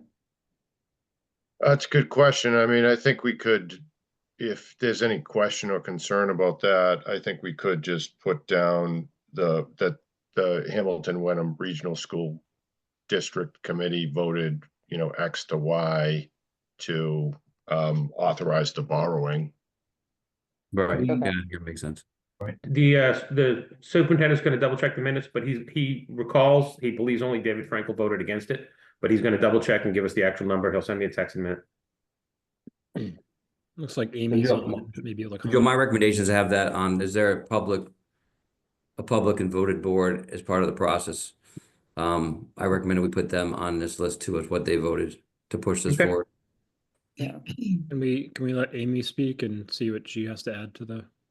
Amy, are you I'm here. here? Yeah, go ahead. I'm here. Sorry, I was doing other things while I was listening. Yeah, our February 6th meeting, I can send the link to the minutes if anybody wants to see, but our vote on this item was 5-1. Okay. Yeah, I would just make sure that the positioning of the language is clear that that was the vote to approve the funding ask, not that they took a separate favorable action vote, because I just feel like Yes, agreed. we should be The clear. language, I believe the language is the same as what appears in your warrant. Can I email these minutes to somebody? Is that helpful? Sure, send them to Joe. Okay, will do. Joe needs more emails. Just ask them to Joe. Okay. All right. If there's no further questions or Thank you. comments, thank you, Amy. Sorry, I didn't mean to. I have a couple of comments. Oh, yeah, go ahead. Sure, we talked about the brief summary and we talked about including the actual award from the MSBA, which represents 35% of the total cost. I think it was. So we had talked about putting that into the brief summary because the 51.28% of eligible approved project cost is not, it would be clearer to voters to understand that the MSBA is paying 35% of the entire project. And we did talk about this at a. Yeah, the our- 51.28, right, is the state statute, but up to, but yes, we're expecting only funding of 35 something percent, right? So, Exactly. And we should make that clear. There's also a couple of typos in the brief summary. Authorized, there's a typo in authorized. We're missing an E on finance for Hamilton Finance. And then it says potential tax impacts as opposed to potential. I don't know if those matter, but Come on, Coke. Come on, little Coke. if you're on an iPad, we ask that you please mute yourself.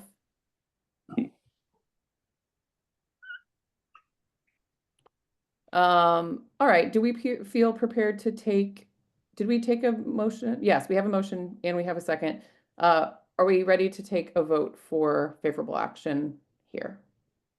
Bill, you had said you were going to hold some of your school comments until the warrant discussion. Is this anything we need to talk about or not for this discussion? Well, the only thing that really relates to this, well, there's two really. One, I believe there is a meeting, a tour of Winthrop School on the 31st of this month at 6:30. So if anyone, it'll be similar to the Cutler tour. So just March 31st. And remind everyone too about the tax calculator that is on the district website to go in there and they can personalize what the impact to their tax rate will be. So those are probably the two that would relate to this bill. Thanks. Yeah.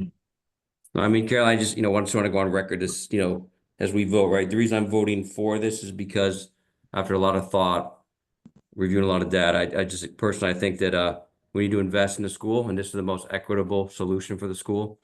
I have all of our students go to the same elementary school with the same modern amenities and try to split up our students amongst three different schools at three different levels of renovation. And who knows how many votes get passed in the future if we pass the first vote for, if this thing gets failed and then we have to go back and start from scratch and do one school at a time. I just can't imagine we're going to pass three schools in a row. So I'm voting yes, 'cause I think this is a really hard effort that's been done over the years to get a really equitable and successful plan together to make sure our students have a good experience and building for the future. So I'm voting for this, recommending favorable action.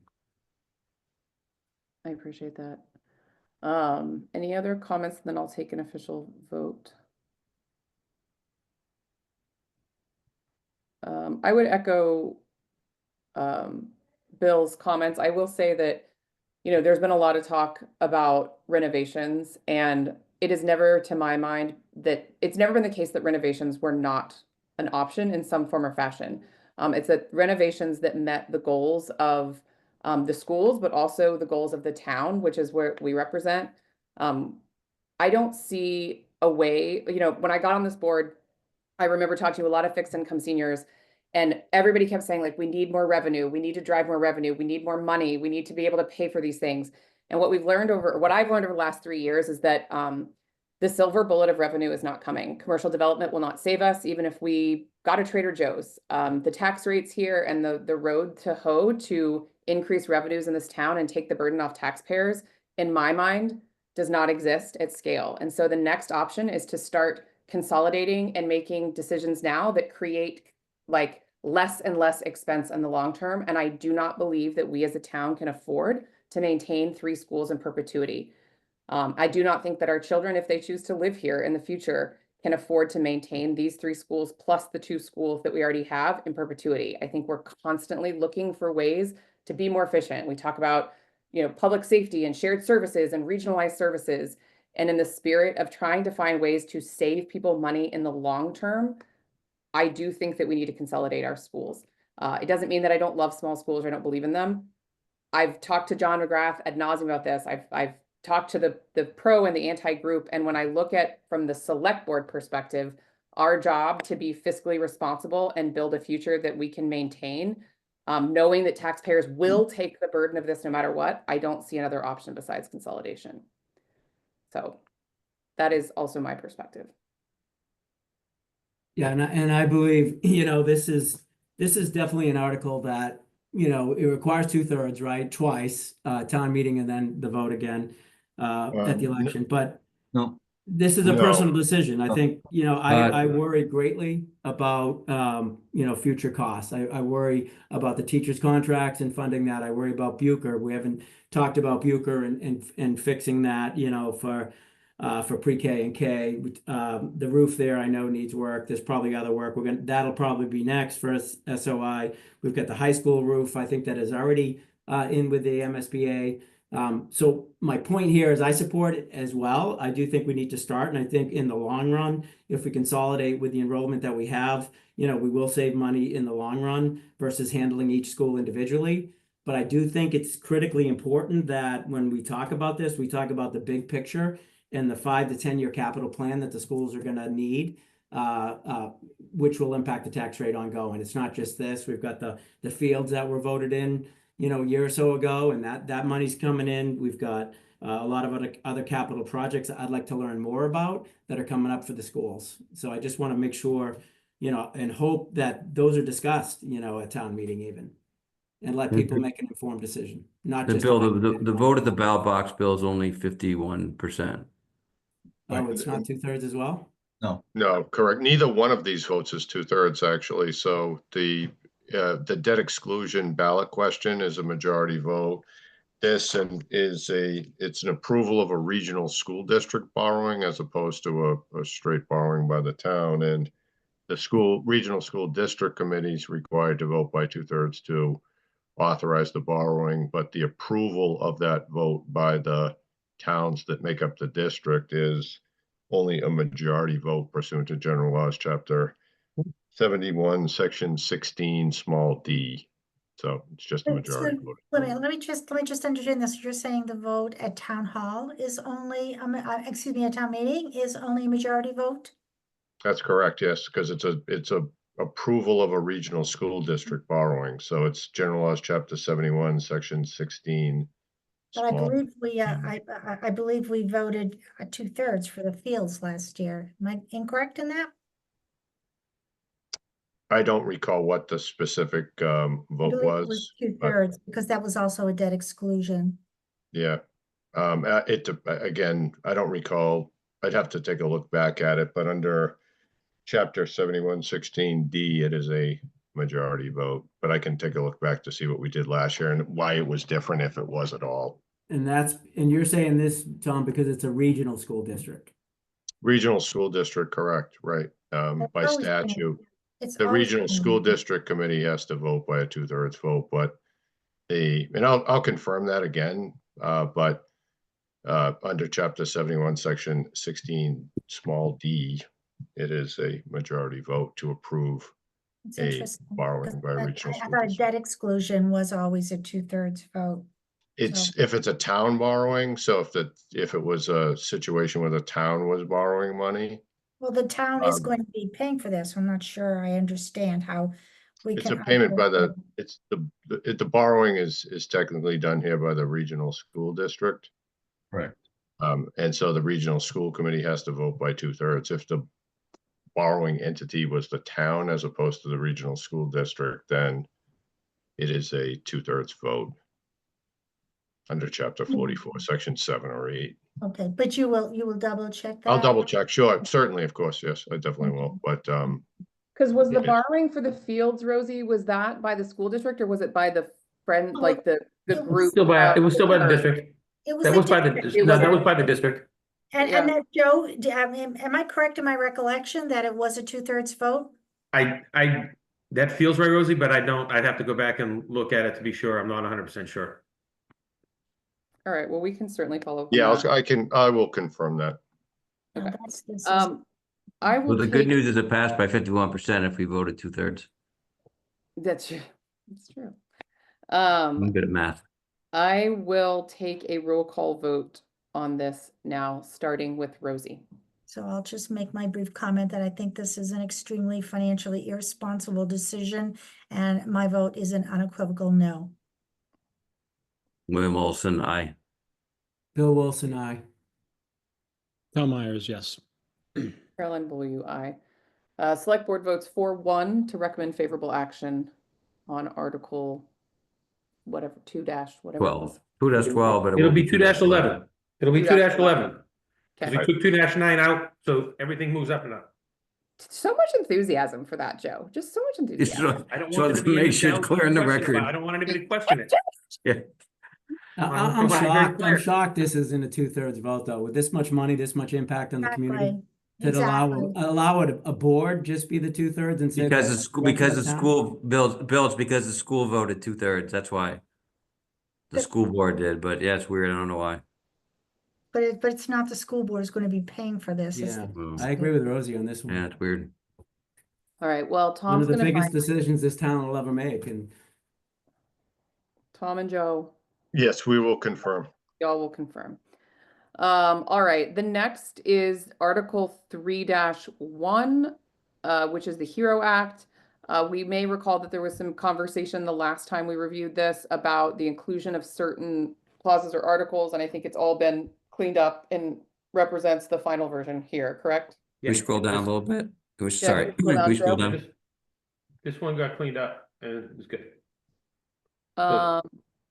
Finance Committee, can you please tell us where you? Listening. I don't know what just happened. Yeah, John? not sure what's there. Yeah, we voted favorable on the HERO Act. For what, 4-0? 4 to nothing. Yep. I make a motion that the select board recommend favorable action for HERO Act Article 3-1. Second. Great. Any additional discussion here by the board?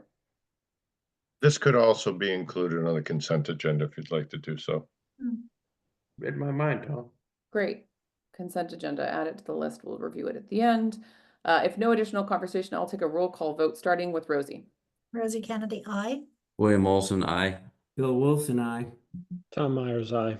Caroline Bulliu, aye. Select Board 5-0 recommends favorable action on the HERO Act. Next is Article 3-2, which is the extension of the Cutler lease. We discussed this ad nauseum in our last meeting.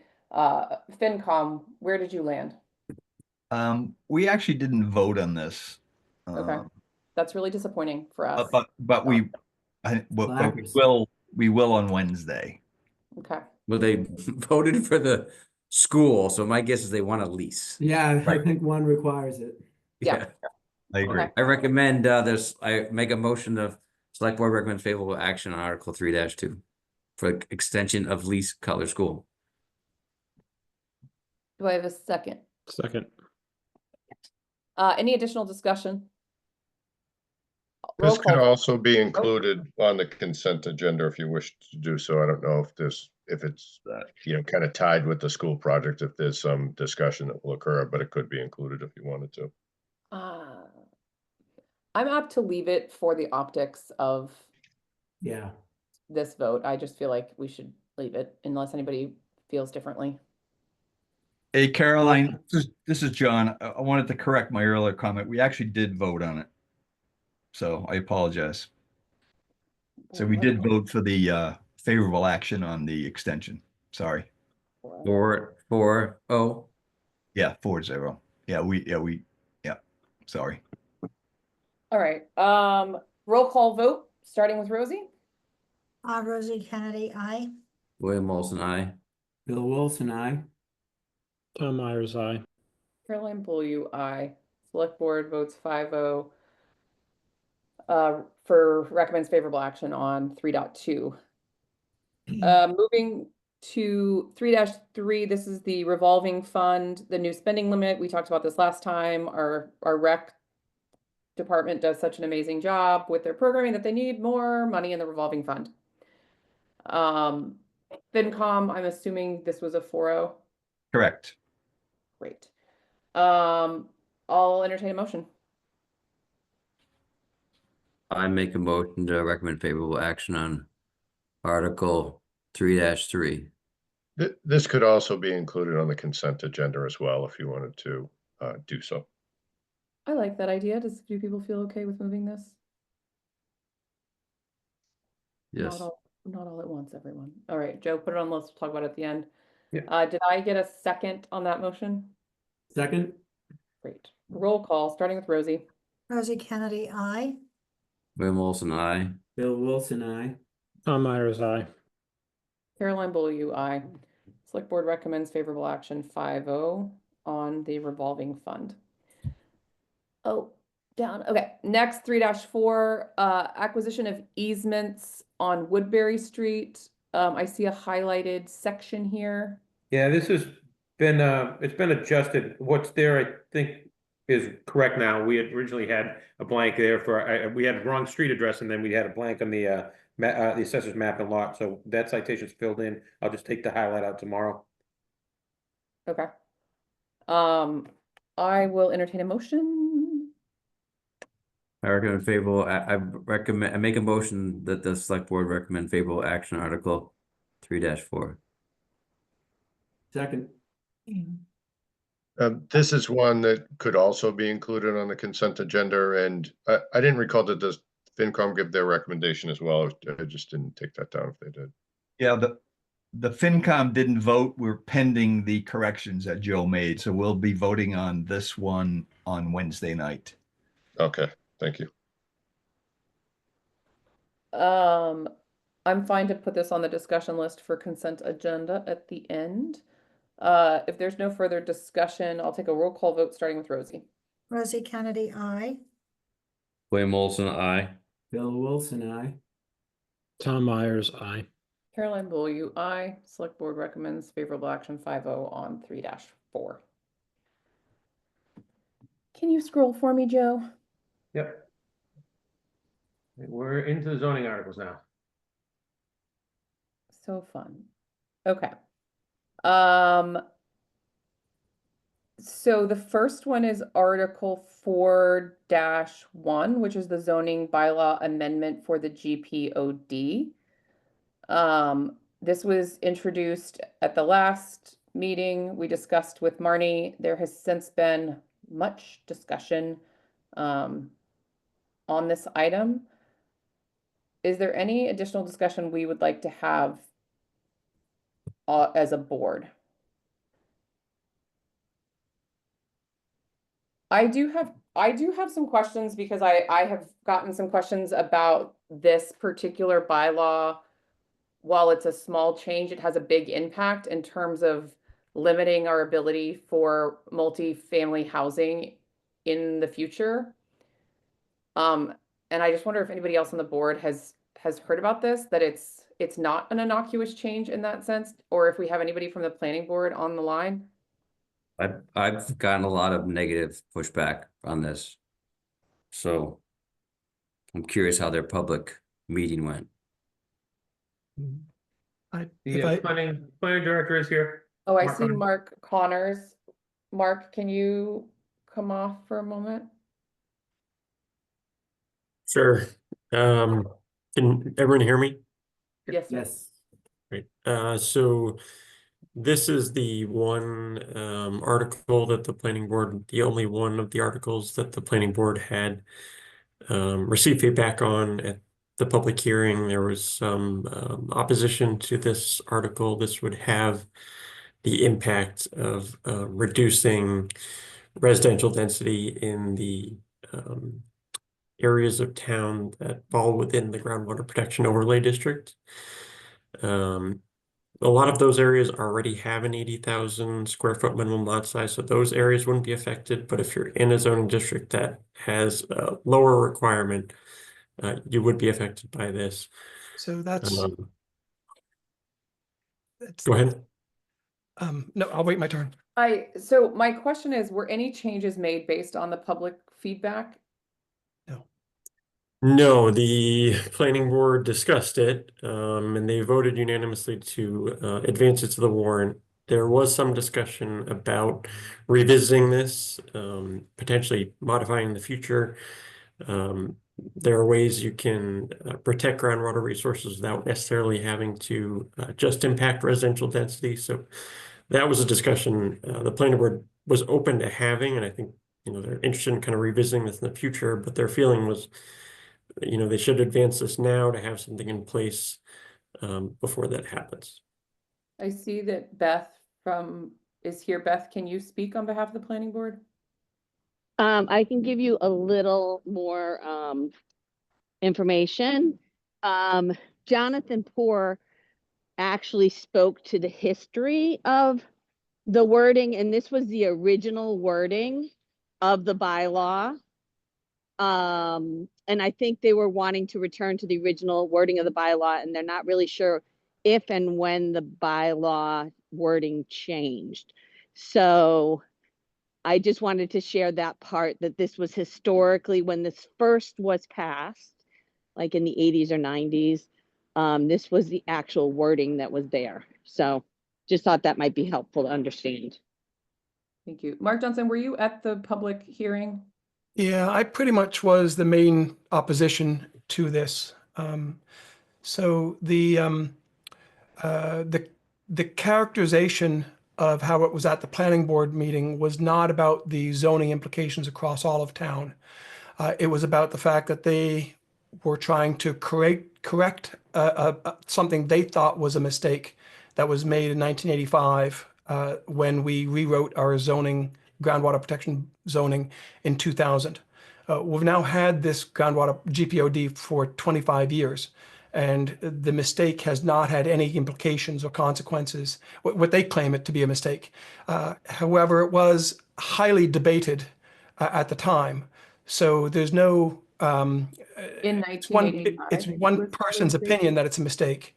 Jonathan Poor is recalling a conversation with someone that claimed it to be a mistake, but the whole action of applying it was not. They also justified the bylaw as a way to protect groundwater. However, the consequences of it are not, as Director Connors just mentioned, mostly in our larger zones. It is, I sent Joe an email, and I can sort of share my screen as well. I've circled in bold the GPOD sections, and it is basically from Union Street all the way through Asbury, all the way down to the Topsfield line. It is, some of that is 2 acre zoning, but a great deal of it is actually less than a 1/4 acre. So it's non-conforming. We have a 1/4 acre minimum zoning in our district. And it also applies basically to the entire Bridge Street all the way through Tobacco, including Forest Street and everything else. So it includes huge zones. It applies to our single family zones as well. So basically it is saying this is you have a zoning district that is 1 acre, 1/2 acre, or 2 acre, and it is moot if it's in the GPOD because it becomes a 2 acre minimum by this simple 2-word change. Does that include ADUs? No, the ADU is not yet implied, has not yet been implemented. It's part of what we're talking about. The ADU does not carve out the GPOD. It is clear that the state, if we were to contest the ADU, the state would probably say, no, groundwater doesn't apply, and it doesn't. But we would have to go through a legal process to be assured that the GPOD doesn't apply, because the GPOD is an overlay district that applies to all areas. It applies to all of That's my question. So if we pass this and then we pass an ADU, there's a chance that someone would go to build an ADU, they'd be in the GPOD, and they would not be able to do that by right without a legal. It is, the GPOD makes it a special permit from the planning board. So the planning board, no, they may or may not. Each planning board has different anti-development approaches. So it is up to each planning board and is within their authority to be aggressive or not aggressive as they implement our special permits. But one of the reasons they are advocating this is they claimed that there was confusion and ambiguity. And I pointed out to them in a memo that, in fact, there wasn't confusion and ambiguity. It is pretty simply an anti-development approach. And for the record, I am not in the GPOD. I'm not, I know there's no point here. So they would be creating ambiguity in the ADU. There is another level of protection that we have in that we have no zoning other than single family homes anywhere in town. So if we are really going to do higher density, we need to put in place the zoning to do it. The town meetings that approve whatever future condo cluster housing, whatever we do, can make sure that our groundwater is properly protected within the zoning that we put in place. So we actually don't need the groundwater protection as much for future zoning that we can improve. So the whole idea that this is a 40-year-old mistake that we have been living for the last quarter century, there's no imminent threat, there's no imminent risk. They're trying to correct it, and it basically changes the zoning in town for no net immediate benefit. And it just, and I actually, if it is not passed over, I intend fully with one sentence to offer an amendment on ATM floor. And if you'd like, I can tell you how simple, I'll just read it to you, and I'll tell you how simple it would be to make sure that our groundwater protection properly protects our groundwater by not doing this. And my amendment will be, and I'll run it past legal counsel. It's any proposed development that falls within the GPOD, which has more than 4 dwelling units per 80,000 square feet of land area, which is our minimum zone. We have tons of spaces that do that. So, which is more than 4 dwelling units per 80,000 square feet of land area, shall be required by the applicable permitting authority to use engineered septic systems so that the town's groundwater is properly protected. So basically, if we have condos or cluster or any type of density, it will automatically be required to have engineered septic system or some other solution that would be acceptable to the planning board. That is all you need to protect the groundwater. If the goal is to protect the groundwater, that does it. Changing building lot to dwelling unit causes all sorts of other problems. So Mark, did you Mark, recommend that to the planning board during the public hearing? Can I just interrupt? I wasn't able to speak on the school consolidation issue, and I'm not sure, somebody asked for a planning board member or Mark Connors to speak. I'm not really sure why we're opening up the floor to have a conversation when the chairman of the planning board is not in attendance. Yeah, It doesn't seem like it's actually being fairly I apologize. managed. I was trying to understand what was spoken about at the public hearing. I had heard that there was a lot of opposition, but I had also heard that no changes were made. So I was just trying to understand, like, two people Fair came point, and though, spoke. Beth, fair point. It's a fair point, but the other fair point is we were going to take this off of the warrant last week, and the only reason we left it on the warrant was because they were having a meeting, and we need to hear the feedback from that meeting to vote on. So this is a completely different discussion. This is something that's been on our agenda for 2 or 3 years. This is a brand new thing, and we specifically said we're going to take it off the warrant unless the planning board comes and tells us what happened, because they had no public meeting as of when we voted. We last did week. have a public meeting on this. Not Right, until- not and until- we voted unanimously on this. After we put it on the warrant, not before we did. yeah, when we met last time to go through the warrant, the public process hadn't happened yet. And then we were going to get feedback from the planning board on the public process and the changes that were made from the public process. To your point, we don't have representation from the planning board, so I was just trying to understand what happened at that public meeting. Well, I was told by the planning board chair that it was unanimously voted to. It was unanimous. Yeah, to retain that. We did take the feedback, yep, and we still decided unanimously to vote for it. All right, so, I'll be honest with you, like, I don't know what to do with this. Caroline, just a note, Marnie Crouch is here. Oh, great. Marnie, I see you. Yes. I want to make it clear that we did have a public hearing. Yes. There were 2 people who attended who spoke against the change to the groundwater protection overlay district, Rick Mitchell and Mark Johnson. And basically the decision was unanimous by the planning board that the best way to protect the groundwater overlay district was to change the language of the existing bylaw. And that is because the denser the housing, that is in the groundwater protection overlay district, the more likelihood there is to be problems from seepage from failed septic systems and the like. So to say that what we have done is not protective of the groundwater protection overlay district is not true. And the planning board recognizes that that bylaw does need to be amended to take into account new technologies. But one of our members, Pat Norton, spoke to that very issue because he had attended a meeting of the Ipswich Watershed Association, and the Ipswich Watershed Task Force is undertaking an effort to look into new treatment systems and the like, and it may be that we will get assistance in evaluating that bylaw. But in the meantime, we wanted to take action to protect the groundwater overlay district. I mean, as we all know, the amount of land in Hamilton that's available for development is limited.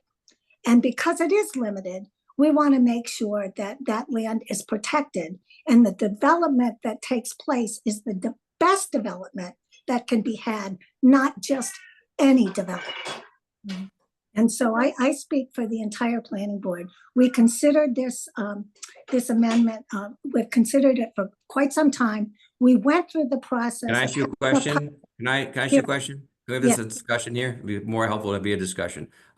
So are there currently lots that would be non-conforming that are current lots right now? If we voted for this, we would change the aspect of the lot because right now it's a quarter-acre lot or half-acre lot. So we're changing zoning for lots that already exist. Is that correct or incorrect? Is that something? No. I thought I heard someone say that there are half-acre lots within these areas that will now not be buildable because they're only 40,000 square feet. That's not my understanding. I mean, the overlay district, it overlays whatever the underlying zoning is, whether it's R1A or RA, it's an overlay district. And so it doesn't, any existing house in the groundwater protection overlay district is probably grandfathered in, but it's not taking away anyone's. So if you tear the house down and file a permit to build a new house, they're not going to be that right's not going to be taken away from them. Well, that if there's a pre-existing non-conforming use, that's one thing. If you have a house in the groundwater protection overlay district and you tear it down, then the overlay district would apply. Yeah, But right. you So could- all these people that have half-acre and quarter-acre lots aren't allowed to tear their house down and build a new house. Well, have you read the entire groundwater protection overlay district? Do you realize what the intent of that groundwater? I know what the intent is, but I'm saying, are we taking the people's intent rights of that is away not from to them if promote they own? development. Martin, I'm asking you a question, simple. I'm not asking for a big theory. Are we taking someone's rights away from them? If they have a half-acre lot and they tear their house or build a new house, are we saying they can't do that now? That's a yes or no answer. It's a hypothetical question.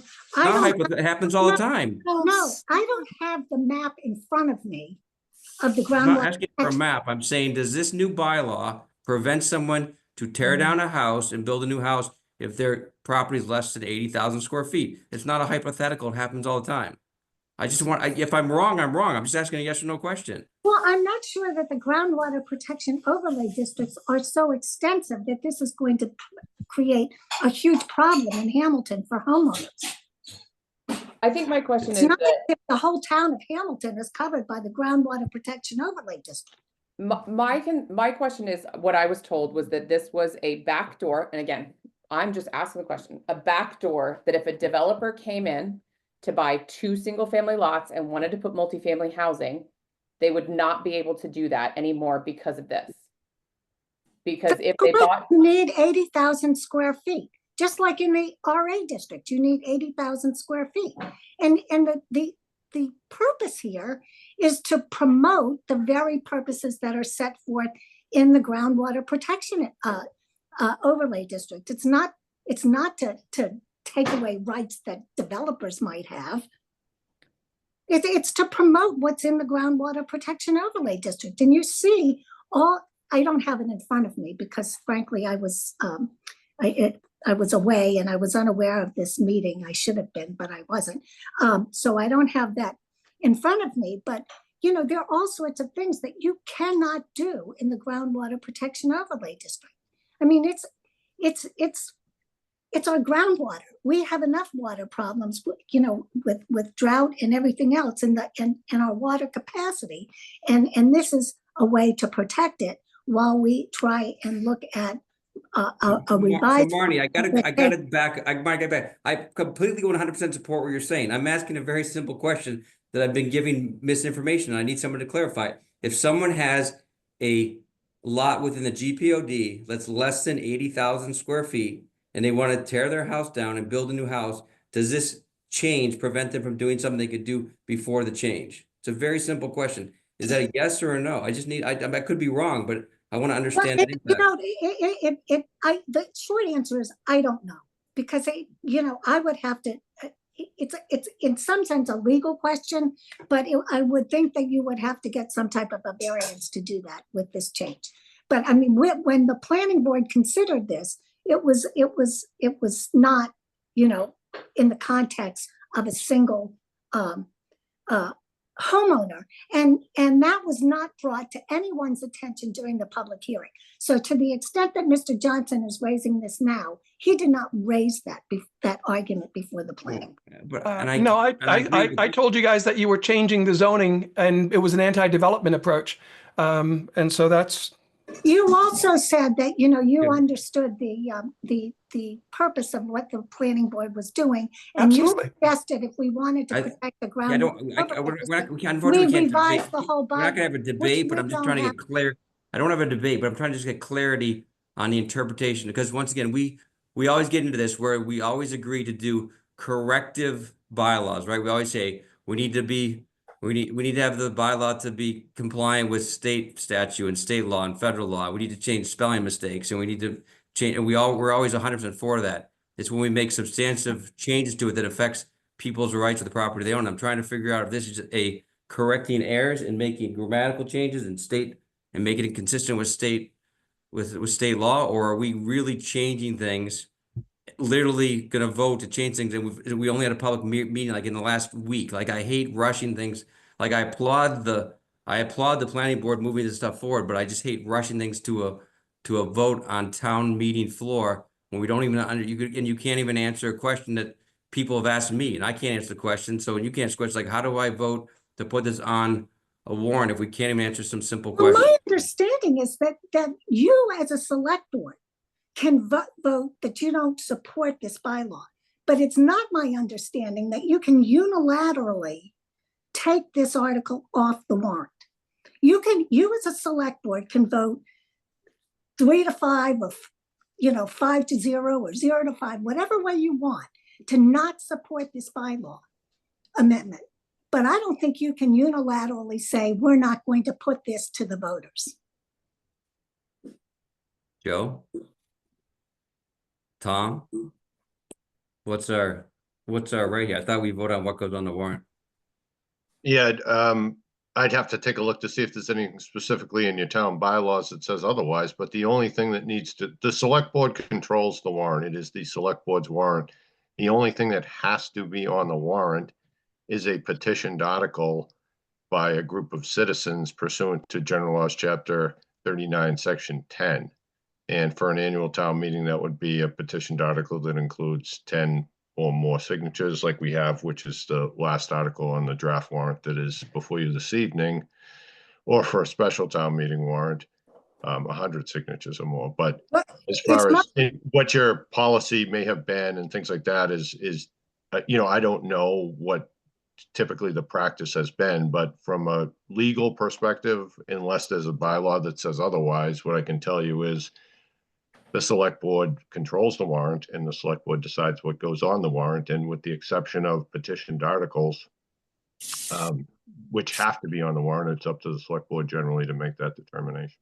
Well, it is my understanding that the language of the groundwater protection overlay district was consistent with the change that the planning board made, and that it was amended at some point in time to read the way it does now. And the planning board is attempting to go back to the language that was originally in the groundwater protection overlay district. We were not able to document that because those records would be buried in the town hall.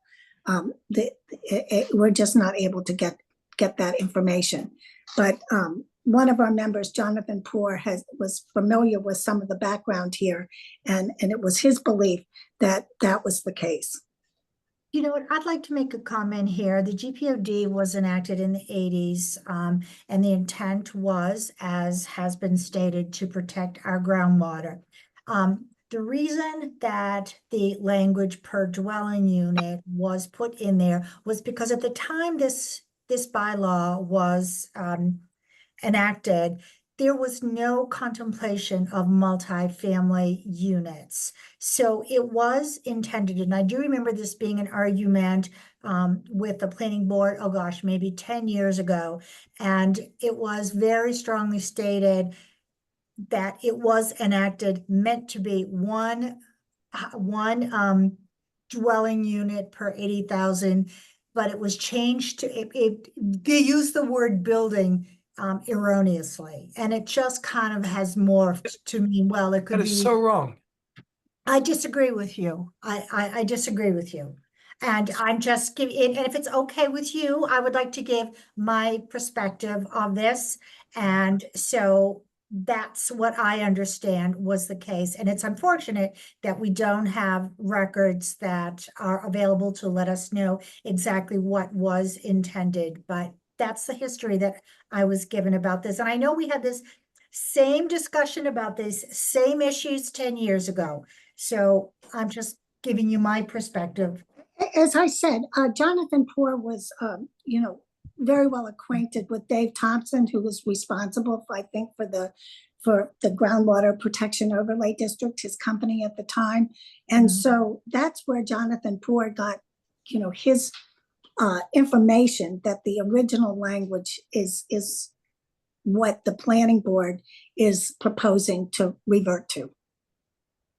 So, Caroline, this is my issue with the process here, is that we're debating things we shouldn't be debating the day we're supposed to finish the warrant, because there's just not enough time. So I'm at a loss on what to do here.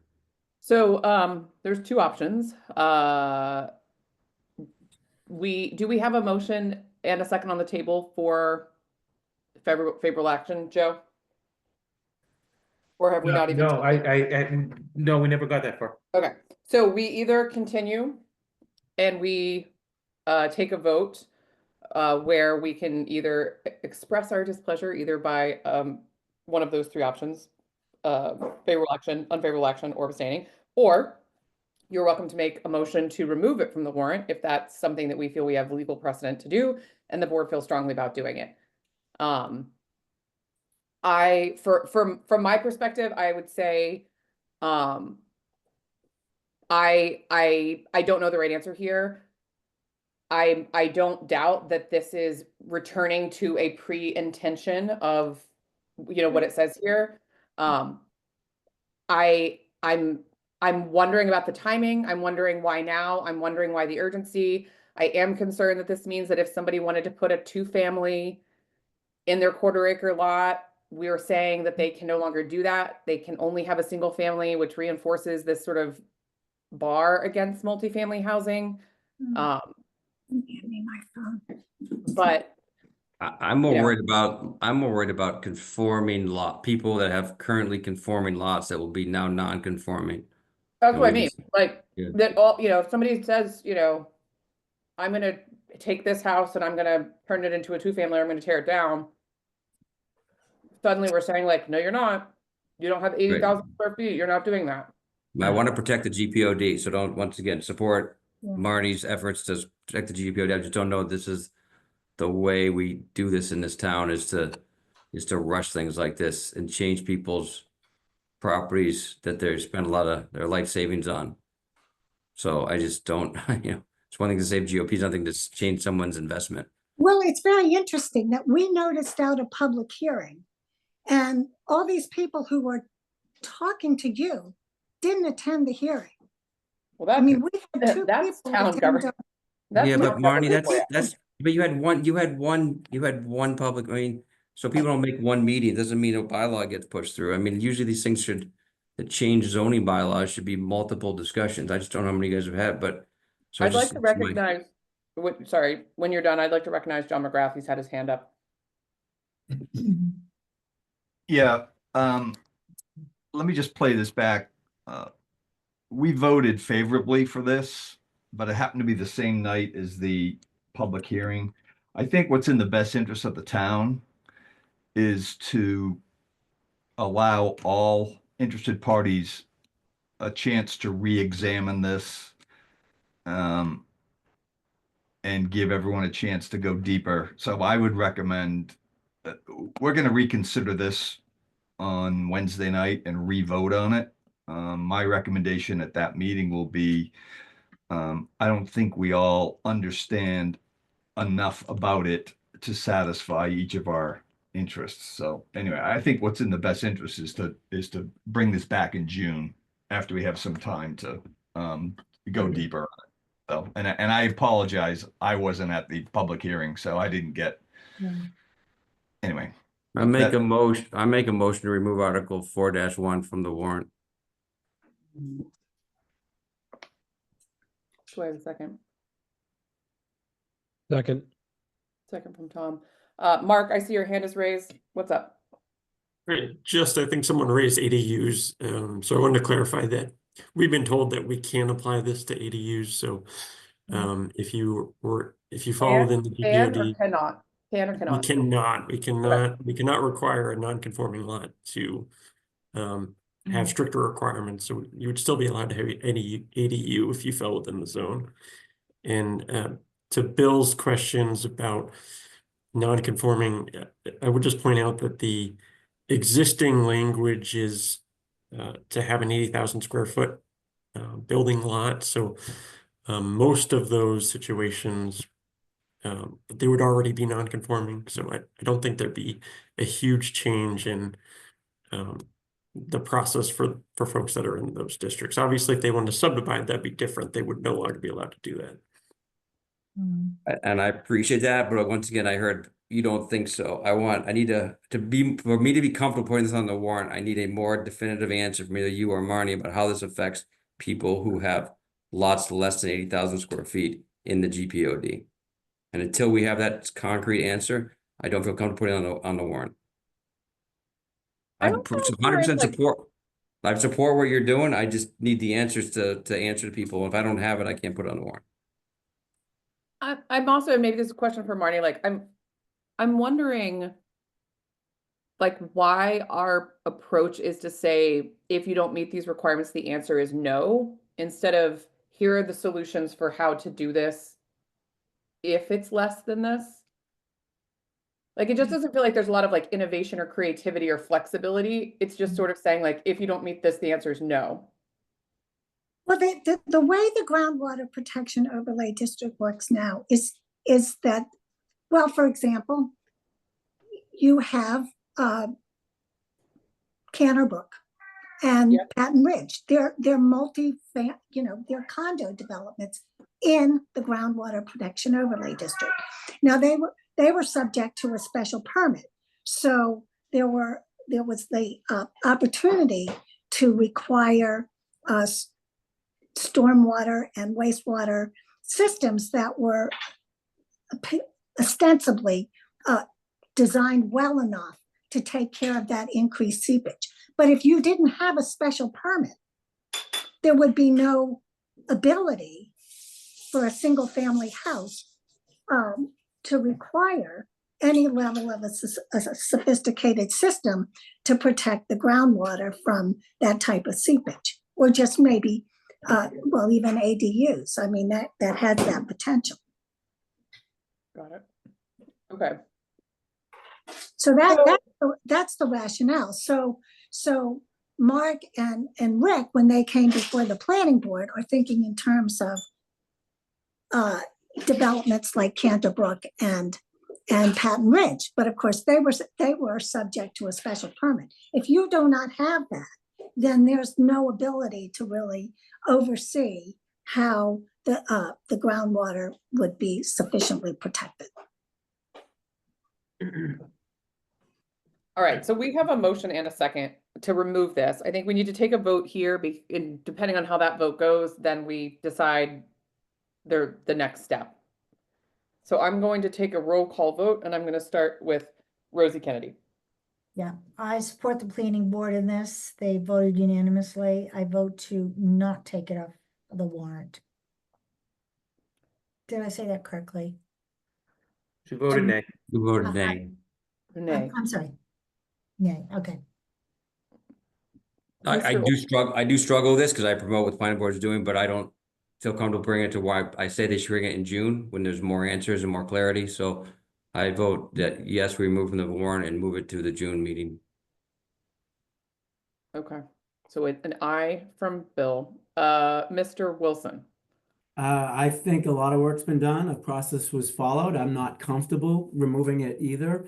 I think this debate can happen on the floor and it can go down on the floor if people feel like their questions aren't answered. And I would encourage the planning board to make sure they have answers to all those questions for town meeting. But I'm a no to removing it. Mr. Myers. Tom Myers, aye.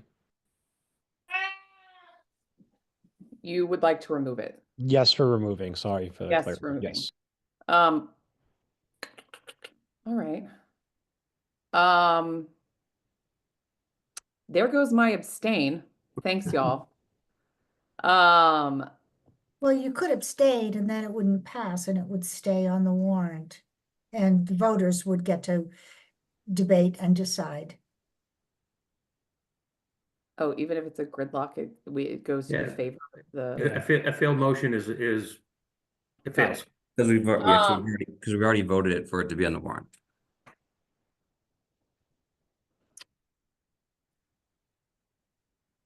My challenge is that even when we ask the public to engage, they do not engage until they realize that something affects their backyard, which they won't realize until later. And I think that the place to have this conversation, and I think, Mark, you know, you have things that you feel you can and should do on the floor, things you should bring up.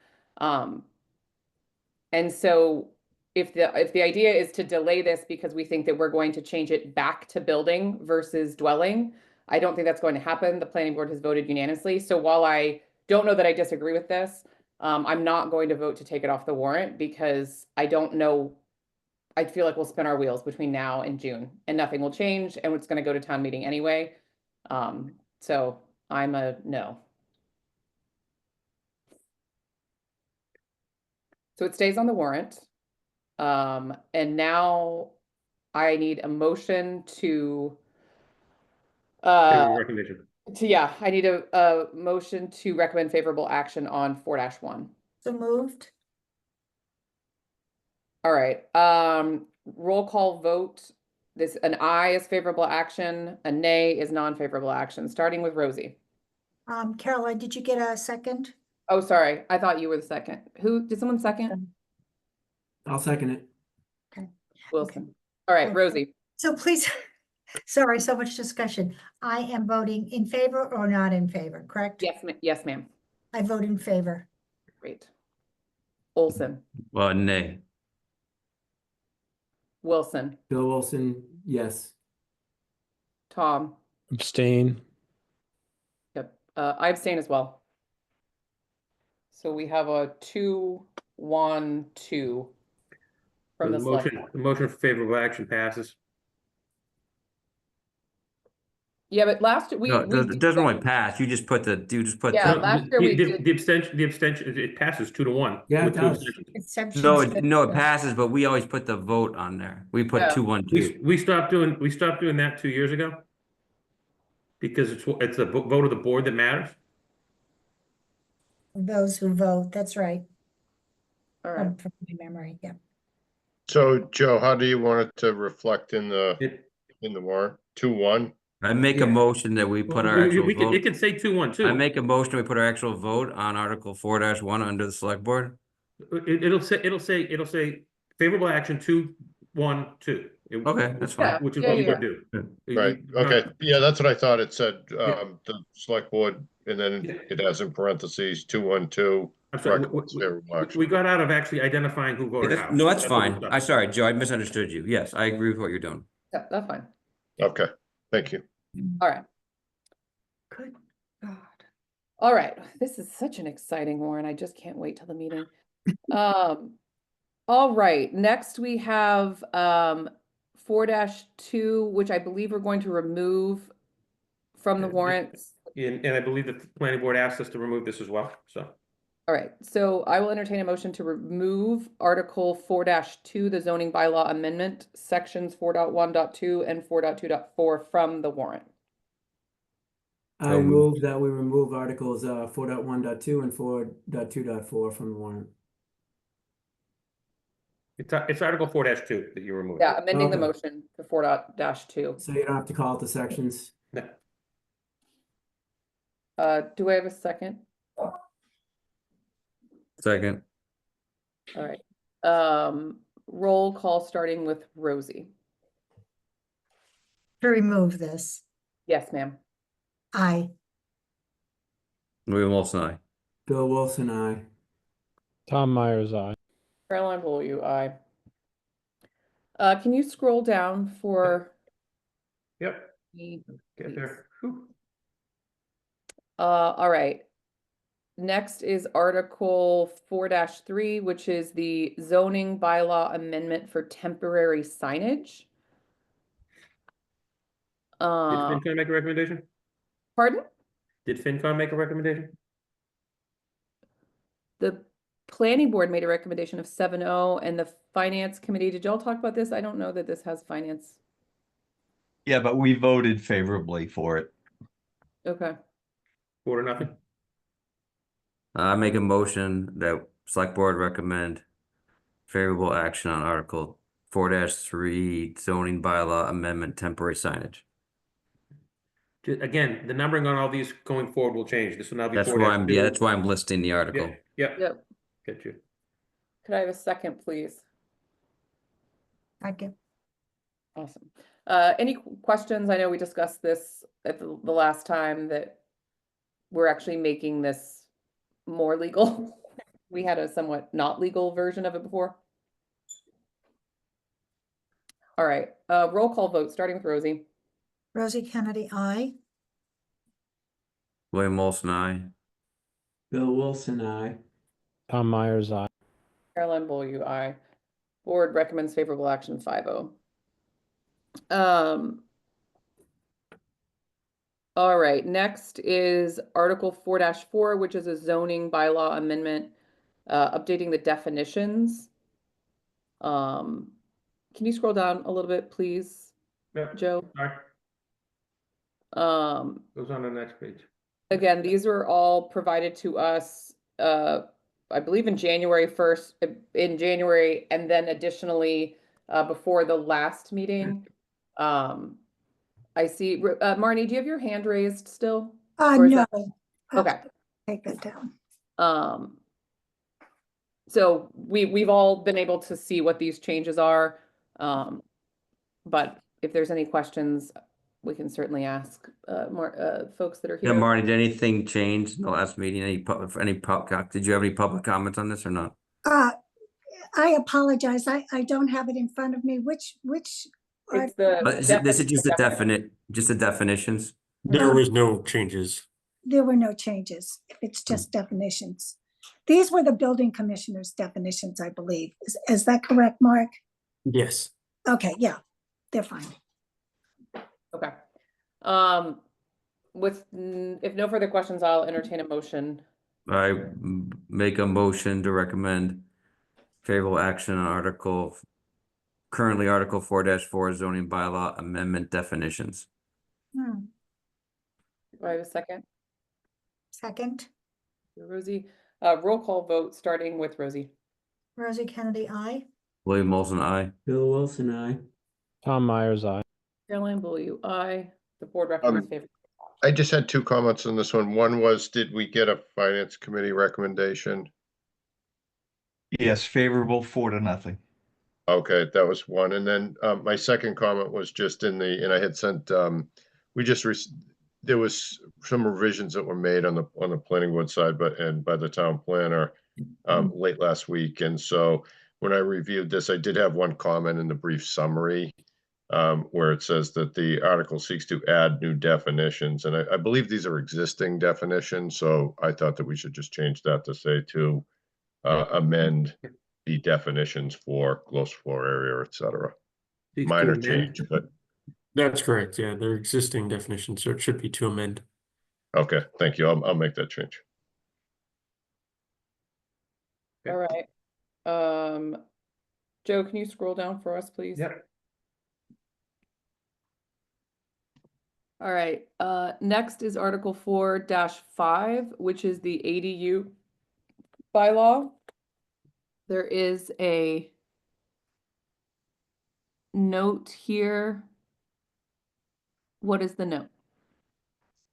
So I think I can explain that. So there was new legislation that was passed, which became effective on February 2nd of 2025, which essentially requires you to include ADUs as of right in certain zoning districts as part of the principal dwelling unit. And so you essentially have to allow them as of right. However, the proposed amendments that the planning board's looking to make here include some, and those are a majority vote under Chapter 48, Section 5.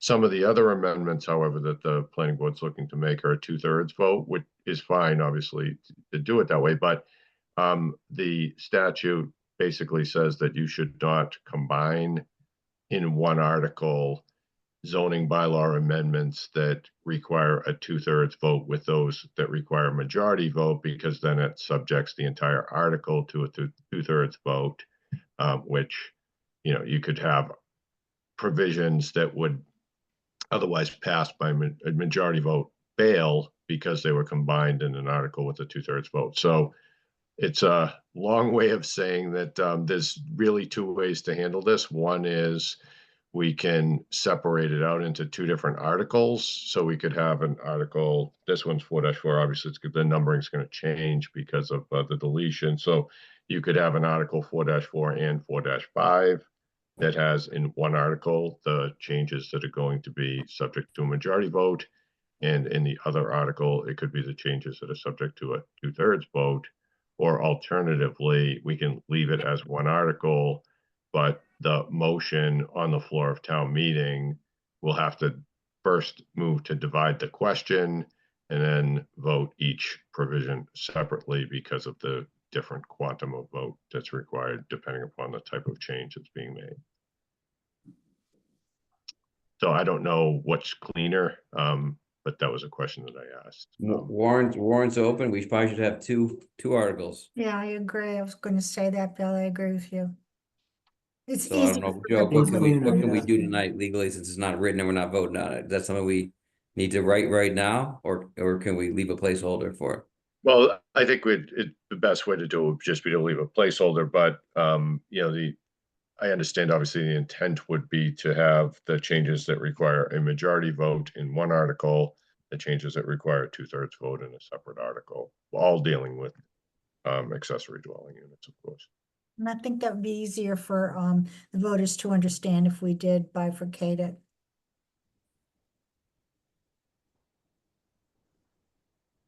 Bill, you're on mute. I don't know if you're trying to speak there. Yeah, thanks, Tom.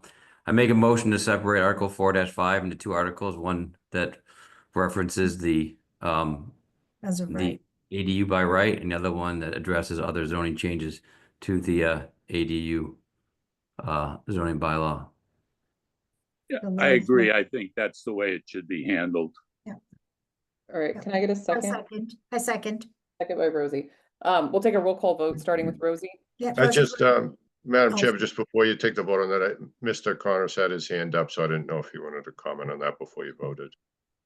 My only question, Tom, is I know that removing that one section, the temporary living area, that would require the 2/3 vote, but there's also those provisions for the larger accessory dwelling units, and are we sure that requires a 2/3 vote? Or because the way I Yes. read the Yeah, it's not- it's not my area of expertise, but I did ask Robin to take a look at the questions that were posed, and you know, we can certainly, I'll have her look at it again when we draft the final version of the article, and obviously we'll share it with you beforehand, but what we want to do is just separate out the things that require majority vote from those which require a 2/3 vote, and to the extent that there's a question, you know, I can ask Robin to take a look at that.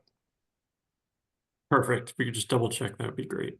I can get those 2 new article questions tomorrow. I will do my best. I know Robin was preparing for trial, so I will do my best to see if I can't get her to take a look at them as soon as The warrant's got to be posted Friday. We still got to get signatures from the select board. I mean, it's Yeah, understood. We'll get them to you as soon as possible. And then does that mean we need to, we just won't have the votes on them, or we'll have to do something on at the meeting beforehand? I think we can vote because we know what the 3 items are. Yeah, I think so. One's by Right. right, one, yeah, we know what they are. We just have to separate them. Exactly. So the appendix, which is attached, which shows the various changes to the for ADUs, is not going to change. It's just going to kind of get separated out into ones that require majority vote and ones that require a 2/3 vote, and then that will be split into 2 different articles. But the substance is not changing at all. Right, I guess it just meant like, are we okay? At the end of this, we're going to take a vote to close the warrant. And we're going to take that vote, assuming language in it, and we're going to assume that language and vote recommendations based on the language. Is that what everyone's saying? Well, when you phrase it like that, no, that's what I'm saying. That's what I'm saying. But I think because we're not changing the changes. We know what the changes are. We're just separating them into 2 votes. Because one requires. So we could still vote on the changes that we're recommending them, which is recommended to be done in 2 separate articles instead of one combined article. Yeah, I get that. I'm just trying to think. So right now, I'm about to ask y'all to make a vote of favorable action on what will. We didn't vote. We got to first vote on splitting it into 2 articles. Right. I get that. I just want to say one of them we're going to call the zoning bylaw By right. amendment by right ADU. The next one we're going to call zoning bylaw amendment what? Special permit. Special permit. ADU. Special permit language. ADU. Right? Yeah. Okay. So is that right, Marty? Actually, it's a little more complicated than that. What we did is we took a look at section 3.0 of the zoning bylaw. Section 3.6 is now the bylaw section dealing with accessory dwelling units. And that requires a majority vote. The remainder of our amendments to section 3.0 require a 2/3 majority. But we amended the table of use regulations, which I believe is 3.1.2. But there were errors in the table of use regulations. And then we added a definition for a large accessory dwelling units. And we've provided a definition of that. We eliminated an unused bylaw section dealing with temporary apartments. I believe that was 3.5. Mark, you can 3.4. And then I don't have this information in front of me, but you do. So I think it makes perfect sense to divide the amendments to 3.0 in terms of the requisite vote. So 3.6, which is the section dealing with ADUs would be one article, and the remainder of the amendments to 3.0 would be the other. But the language that you have in front of you now would all be unchanged. So we're saying the first one is the zoning bylaw amendment for ADU 3.6, the bylaw 3.6 for ADU. Right. And the second is language updates for section 3.0 pursuant to ADU change for 3.6. Well, it's not pursuant to the ADU. It's just a total re-examination of 3.0. So we're eliminating the temporary apartments, which was never used. And we're also considering these larger accessory dwelling units by special permit. But there was more to it than just the larger, for lack of a better term, ADU by special permit. There was more changes than just that and the 3.6. Okay. So, Tom, if Yeah. we're going to, so we haven't taken a vote yet, but we're going to take a vote to split them into two. Right. Then we're going to take recommended action for each, and we're going to need the language for what we're taking recommendation action on. So are we fine to say zoning bylaw amendment for accessory dwelling units 3.6, bylaw reference 3.6 for the first one? This 3-6, I just don't have, again, this is, Robin Stein from my office handles the zoning and planning board issues, so I didn't review all of the specifics of it. She did. And I know does 3-6 include the large accessory dwelling units that are subject to a special No. permit? No. Because it does not. Three, Okay. So I think that's the second. Okay. That's the And Joe, if you want to go to page on the meeting minutes, go to page or sorry, on this, go to page 30. 30. Give me a second. Nope. Well, it's not, it's from the meeting minute. Yeah, keep.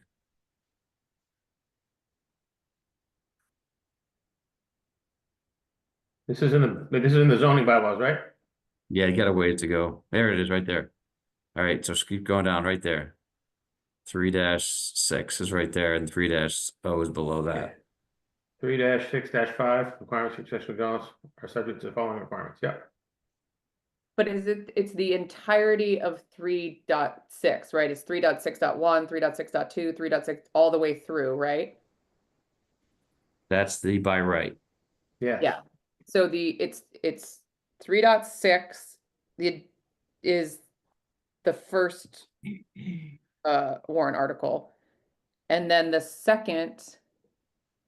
Just Well, Isn't, so the table of use regulations 3.1-2, Marnie, I believe that's a 2/3 vote, correct?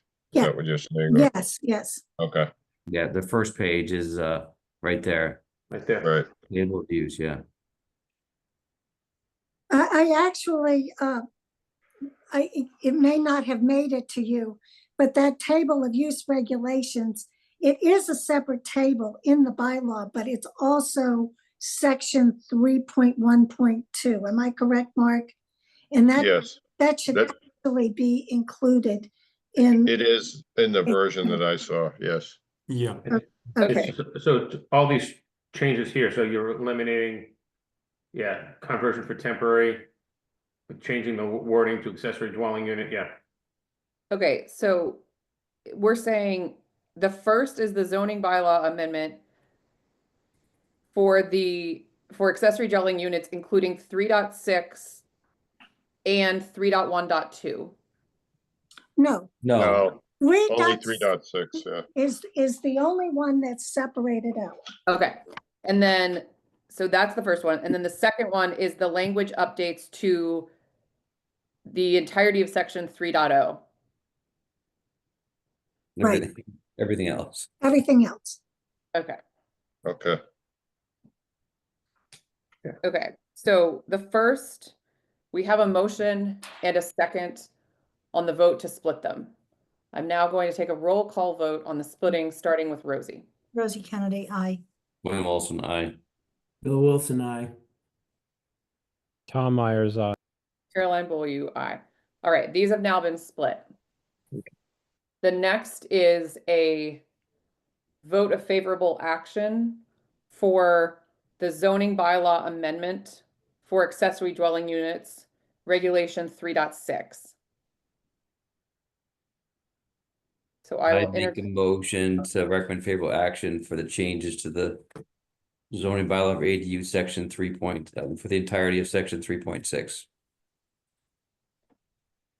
Do I have a second? Second. All right. Any additional discussion about 3.6? Is there a planning board recommendation? On, Yeah, they voted 7.0. I'm not planning board, I'm sorry, it's finance committee, recommendation on this article. We voted favorably on the combined article. We will re-vote it if we get the language. Wednesday night. And what'd That you was vote? What'd you vote 4-0. favor? 4-0, okay. Okay. 4-0. Thank you. All right. So I will take a roll call vote for favorable action on ADU 3.6, starting with Rosie. Rosie Kennedy, aye. William Olson, aye. Bill Wilson, aye. Tom Myers, aye. Caroline Beaulieu, aye. The board recommends favorable action 5-0 for that zoning bylaw amendment. The next is a motion for favorable action for the zoning bylaw amendment, updating the language in section 3.0. I make a motion to recommend favorable action for all other changes for the ADU zoning bylaw not included in the previous article. And that Madam Chair, would include on the last page of that appendix, there are some amendments to section 11 of the definitions as well. Okay. Section 11, section 3.0, and the use table. That's right. Do I have a second? Second. Rosie BU. All right, any additional questions here? Yeah, can I ask a question, Corinne here? Yes, We're Corinne. saying separate articles, but still one attachment. Is that correct, Tom? Yeah. McEnany? I've never submitted one to the Attorney General quite this confusing. I'm hoping it's okay. Sure. I mean, we can do it. If it's, again, it's a policy decision, really. I mean, we can separate it out to have an appendix related to each article so that one appendix, as opposed to one appendix, or we can have one appendix. It's either way. It doesn't, it just is going to depend on how the motion is worded. So the motion could be worded on the floor to adopt the changes set forth in Appendix F under, section 3.6, for example, on the first one, and then the motion on the second article could be to same thing, to adopt the changes shown in Appendix X, sections on the table of use provisions, section 3.0, section 3.11, section 11, et cetera. So it's really going to depend on how the motion is worded, but if you want to break it up into two appendices, we certainly can do that as well. It's up to you. Yeah, I'm just looking ahead to all the work I have to do to get this to the Attorney General's office and want to make sure they're not going to reject it because of something, So if you're saying, I think, if in the motion being really clear about which parts of the appendix pertain, it sounds good to me, but I don't know what the Attorney General's office, I've never done one quite like this, so I just wanted to raise it. So I think as clear as we can be in the motion, it'll help me get these documents prepared, submitted, and have them approve them. So it sounds like, Corinne, we need something that clear, because I agree that it's hard to follow. The first motion should have an appendix that clearly shows 3.6 within whatever relevant context it needs. And then the second one is the rest of 3.0 plus 11.1 plus the reference table. It certainly makes it clean and less questions will come back. So I just don't know at this late date how difficult that is.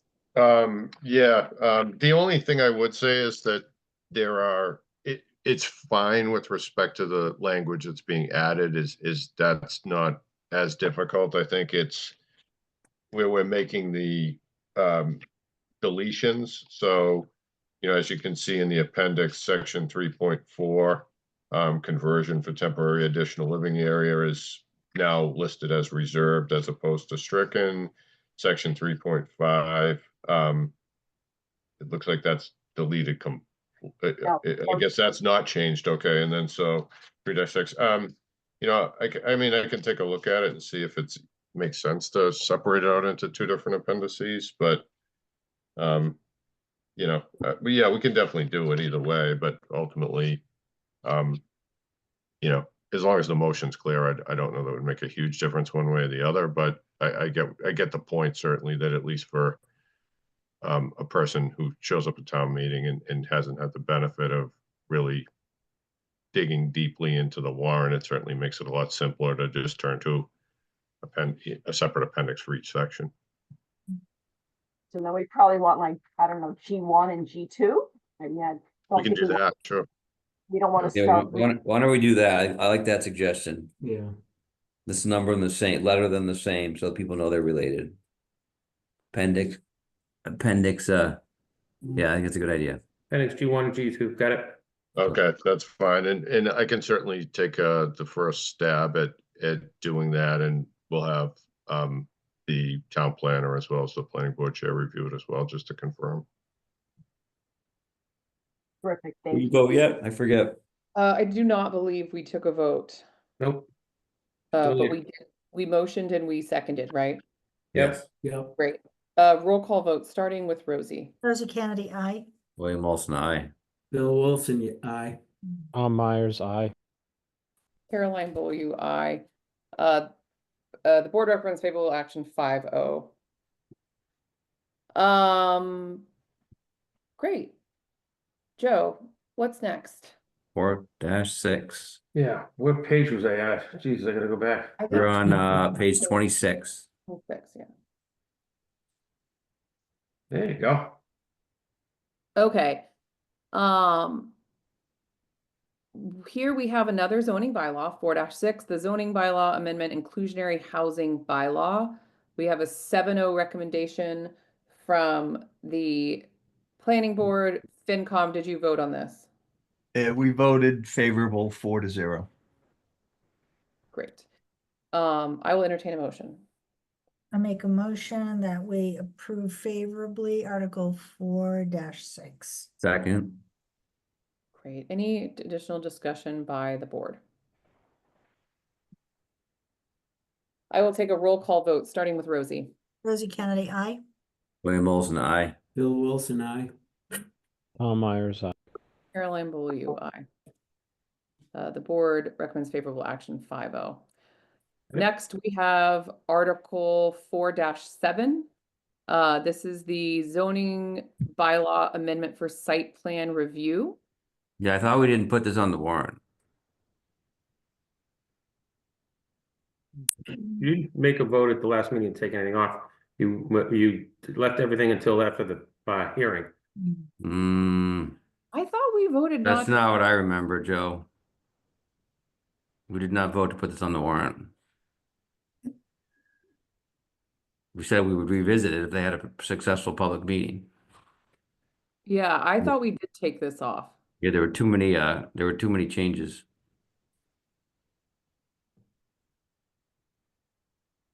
Right, this is the one where you have a site plan review before, as of right. Mark? Yeah, there were lots of things that were commented by. We had two different. Marty had one version. We had a different version. So we were trying to figure out which was the most current version. Right. And then you're gonna have it. Then you're gonna have it. So Marty, while we're trying to figure that out, can you just give us a quick update on how your Absolutely. So my recollection is that you did not vote to take it off the warrant.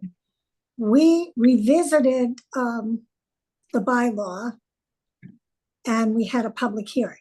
No one attended the public hearing, but your concern was that the pre-application conference was mandatory, and it's no longer mandatory. That's right. And there was some questions about the design guidelines, but they're not mandatory either. There was to be a committee formed that would draft some guidelines for the planning board's consideration, but there is nothing in the bylaw that would make those guidelines mandatory for any development. They were really just to try and promote good design for any project that was subject to site plan review. So your major concern was that the pre-application conference was mandatory, and now it is completely voluntary.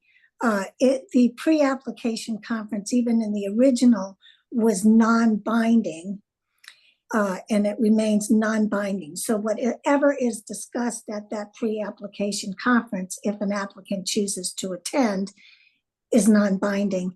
And then we also eliminated the $75 fee associated with the pre-application conference. So that was my recollection of your particular issues with the revised site plan review. And we addressed those at our planning board meeting. And I think it would appear to me that we satisfied your concern that it was mandatory by eliminating that requirement. Mark, So sorry, go ahead, Marnie. I'm hoping you have the revised version. Yeah, we have it. Okay. Mark, I see your hand is raised. I would just echo what Marnie said. I think the issues that were controversial have been addressed, mainly the pre-application hearing that has been made voluntary. So it's recommended, but it's not a requirement anymore. Most of the other changes are minor administrative items. There's a section talks about the minimum requirements for a site plan that got very into the weeds on technical requirements. So the planning board's going to move that into regulations instead of part of the bylaw, which is what several towns do, which we think is a cleaner way to approach it. So I really don't see anything controversial in here. And then the other comment we had, there were a bunch of questions from town council on the other markup. Has this been now reviewed? I don't see any comments on here, so I'm assuming that town Yes. council reviewed this. Robin was at the public hearing. We went through all of her concerns. Okay. Okay. I think first and I know Joe's been looking at it, but just so we're clear, I'm just gonna make a motion that we include Article 4-7 zoning bylaw amendment site plan review in the warrant. Second. Yeah. Any additional comments, questions? All right, roll call. Rosie. Rosie Kennedy, aye. William Olson, aye. Bill Wilson, aye. Tom Myers, aye. Caroline Beaulieu, aye. Select board recommends favorable action 5-0. No, that was just to include it in sorry. the warrant. To include it in the warrant. Yeah, because I feel like we did Just in not vote to case. include it in the warrant Yeah, last time. okay, yeah, so it's in the warrant, sorry. So we may have done it, but we did it again just to make sure we didn't miss something. Great, so now we need to take a vote on favorable action on Article 4-7. Yeah, I mean, I applaud the planning board for listening to us and working fastidiously to get this thing back into it. So I think it's a great best practice to do this type of work. So hopefully our applicants take you up on this. I think it's a great idea. So thank you for that. Did the FinCom vote? Yeah. Favorable 4-0. Thank you. I make a motion that the select board recommend favorable action on Article 4-7 zoning bylaw amendment site plan review. Second. Any additional questions? Great, roll call vote, starting with Rosie. Rosie Kennedy, aye. William Olson, aye. Bill Wilson, aye. Tom Myers, aye. Caroline Beaulieu, aye. This time, the select board recommends favorable action 5-0. All right, continuing with our zoning bylaws, 4-8, the FEMA flood maps. This is a requirement by the state that we discussed at our last meeting. We need to update the flood maps.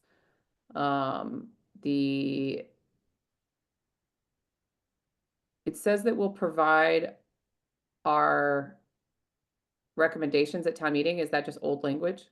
Well, it's in there for now because this had all come up really quickly, but the current version of the warrant that you have in front of you does include the whole bylaw as appendix J, I believe.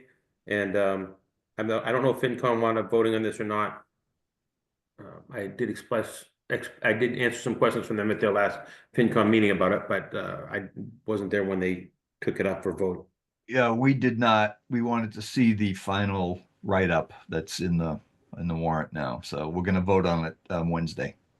So Joe, just to refresh, the changes here came from statute or they came from our council? So basically we're updating the floodplain map to reflect the changes reflect the changes that were made by FEMA's map amendment. So there's language in there, it's standard language. It was approved by the state. The state said, if you make any changes to it, you're gonna have to let us know, but we approved this language right now. Town council's reviewed it. He's satisfied with it, I believe, Tom. Yeah, that's correct. So yeah, this is, Bill, just to answer your question, this is really controlled by FEMA and DCR. DCR ultimately approves the language that's required. So we did take a look at it just to make sure that we didn't see any glaring issues, and it's fine. However, if there are changes to this, then it could present a problem with respect to people being able to get flood insurance. So, but it's required essentially. This needs to be in place by, I want to say it's July of 2025, or else people would potentially not be able to get flood insurance anymore if they're in the flood zone. That's correct. It needs to be in place by July of 2025. So I recognize this was kind of rushed, as I explained last time. They were emailing the wrong person, trying to get our attention on this. They finally reached out to me. We got it in front of you as quickly as we could.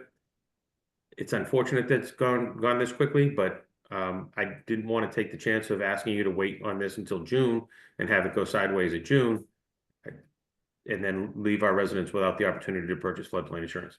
So. All right. Did we motion? I don't think we did. I make a motion that the select board recommend favorable action to our current article 4-8 zoning bylaw amendment FEMA flood maps. Second. Any additional discussion? Just one question. Did the planning board vote to support this article? They haven't had a public hearing. It's a late edition, so the hearing will be on April 1st. So their recommendation will have to be presented at town meeting. Okay, thank you. All right. Did Marnie have any comment on this as the chair? No, we haven't had the public hearing, but obviously the ability of people to get flood insurance is critical.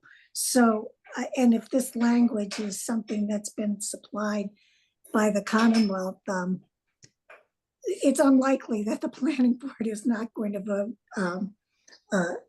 any other way than for favorable action. So it almost goes without saying, but we will have that public hearing on April 1st. And you know, as you're aware, this really kind of snuck up on the town. So this is the earliest that we could have the hearing, given the notice requirements that are that we have to abide by.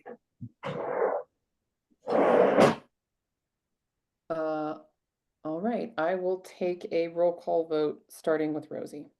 Rosie Kennedy, on. William Wilson, aye. Bill Wilson, aye. Tom Myers, aye.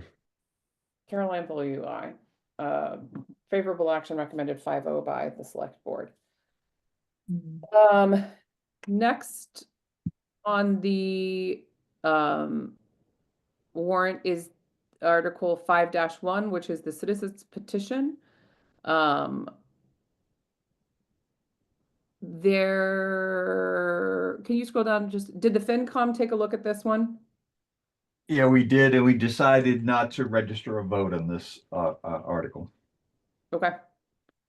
Um, I'm sorry, John, does that mean you will not be registering a vote? We agreed that we're not gonna register a vote. We're gonna let the town meeting listen to the petitioner without our position. Did you see any, were you presented with any decks or information? No, we did invite the petitioner to join the FinCom, but they declined. So. cool. All right. So, I mean, it's curious, is that a better action to no action than to actually give it a vote? So I'm not sure if we want to consider the same. Since there's been no information presented to us, it'd be hard for me to vote yes or no. Yeah, I agree with that. So I would certainly support that. We'll just not make a recommendation because you're right, we don't have any information, so. I would make a motion, like what, do no action on recommendation for Article 5-1. You're voting that you don't make a recommendation, or you're voting Yeah, no action? making no action, or no action on recommendation. Second. Okay. Any additional questions, comments, commentary? All right, we'll now take a vote to not make a recommendation. Starting with Rosie. Rosie Kennedy, aye. Bill Olson, aye. Bill Wilson, aye. Tom Myers, aye. Caroline Beaulieu, aye. So just, so I'm clear, for purposes of the warrant, do you want it reflected in there, say that the select board voted 5-0 to make no recommendation on this article? Yes. Correct. Okay, thank you. I don't know, that's my opinion, but other people should voice. That was my intent. That's what I heard you guys just vote, so. Okay, Yeah, that's, we- yeah, I just want to make sure I had it right. Should we revisit the consent agenda items? Sure, I think it makes sense to just confirm that, and I've been keeping a running list, if that makes sense, to kind of just run through them quickly. Yeah, Tom, you want to run through and your list? Sure. I'll back check you against what I have. Okay, I have Article 2-1, the classification, compensation classification table. Yep. 2-5, which is the water enterprise budget. 2-6, which is the annual financial actions. Yep. 2-7, Hamilton Development Corporation. Yep. 2-8, OPEB Trust Fund. Yep. The new article of, which is, used to be 2-11. It is now 2-10. 2-10. CPC. Yep, CPC, and then the 3-1 Hero Act. Yep. 3-2 extension of Cutler School lease, and 3-4, which is the recreation revolving fund. I believe we were going to add to the list as well, correct? So my notes say that the chair had noted that for purposes of transparency, and because some people will think it is linked to the consolidated school vote, she thought the 3-2 should not be in the consent agenda. Okay, 3-2 not in. Okay, I'll take that one out. So 3-1, 3-3, 3-4. Right. Okay. All right. Do we need to take a vote or no? Please. What's Yes, that? please. I thought we had to take a vote on that, yeah. I All don't right, know. so the motion is to move 3-1, 3-3, and 3-4 to the consent agenda? Along with 2-1, 2-5, 2-6, 2-7, 2-8, and now 2-10. I'm sorry, I had, did we have, so 2-8 was OPEB, 2-10 is the CPC. Right. Right, okay. Yeah, that's right, exactly. All right, 2-1, 2-5, 2-6, 2-7, 2-8, 2-10, 3-1, 3-3, 3-4. Exactly. Yes, that's correct. 21, 22, 23, 24, 25, 26, 27, 210. No, 2-1, 2-5, Oh, 2-6, 2-7, 2-8, 2-10, 3-1, 3-3, 3-4. Correct. That's what I have. All right, I will entertain a motion to move Articles 2-1, 2-5, 2-6, 2-7, 2-8, 2-10, 3-1, 3-3, and 3-4 to the consent agenda. So moved. Second, Awesome. Any additional discussion?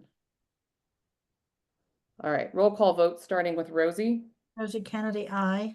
William Olson, aye. Bill Wilson, aye. Al Myers, aye. Caroline Beaulieu, aye. All right. We didn't talk about who's gonna present each one. Right. Are we gonna talk about that Monday, our next meeting? If we can add that to the, I mean, do you have a member of the public asking to be heard too?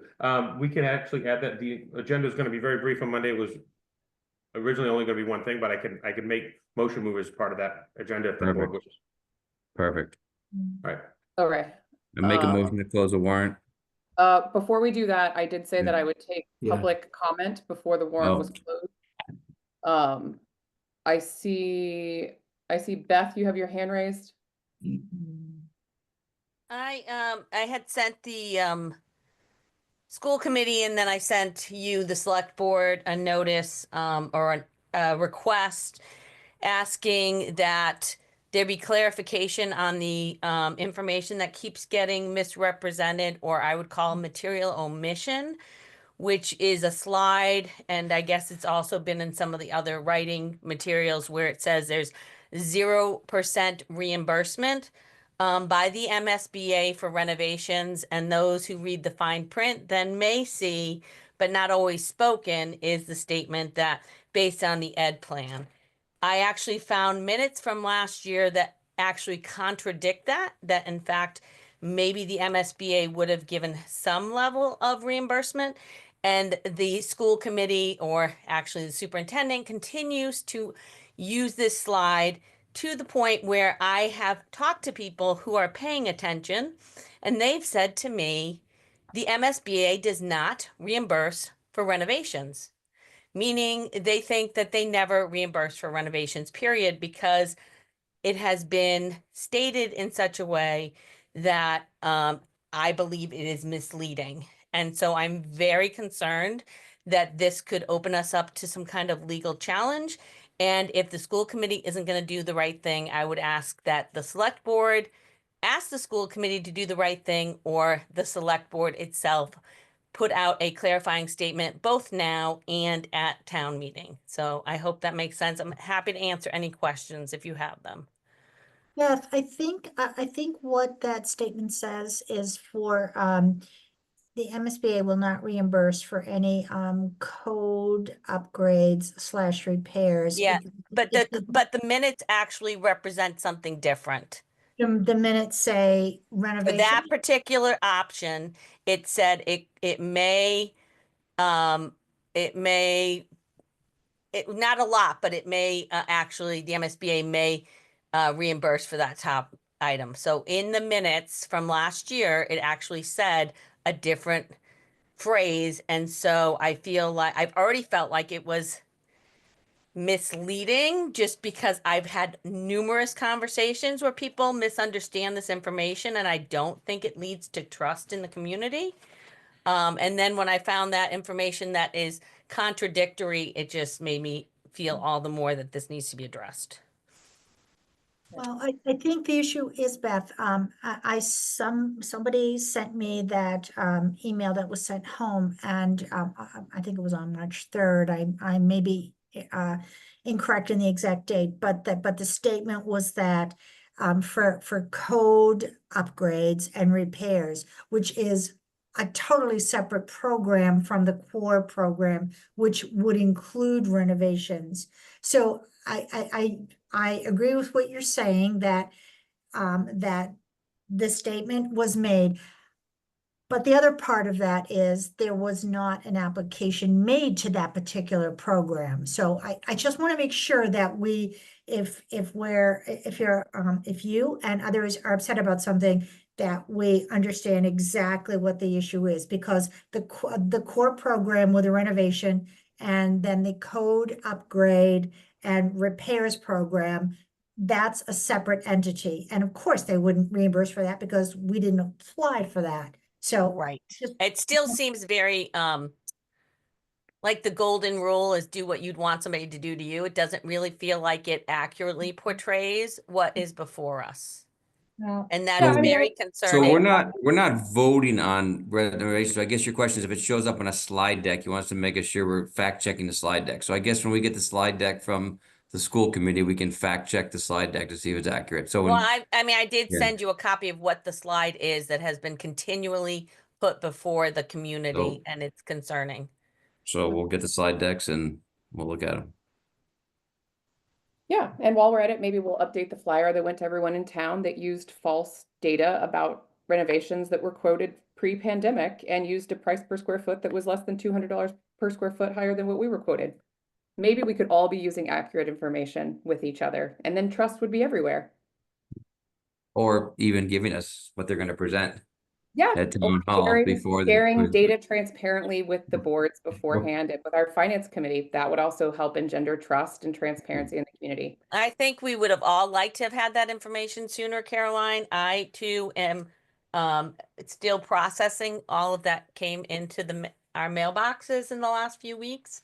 And I think everyone would have loved to have seen that information a year ago so that we could have digested it as a community. But The I fact of the think matter is that it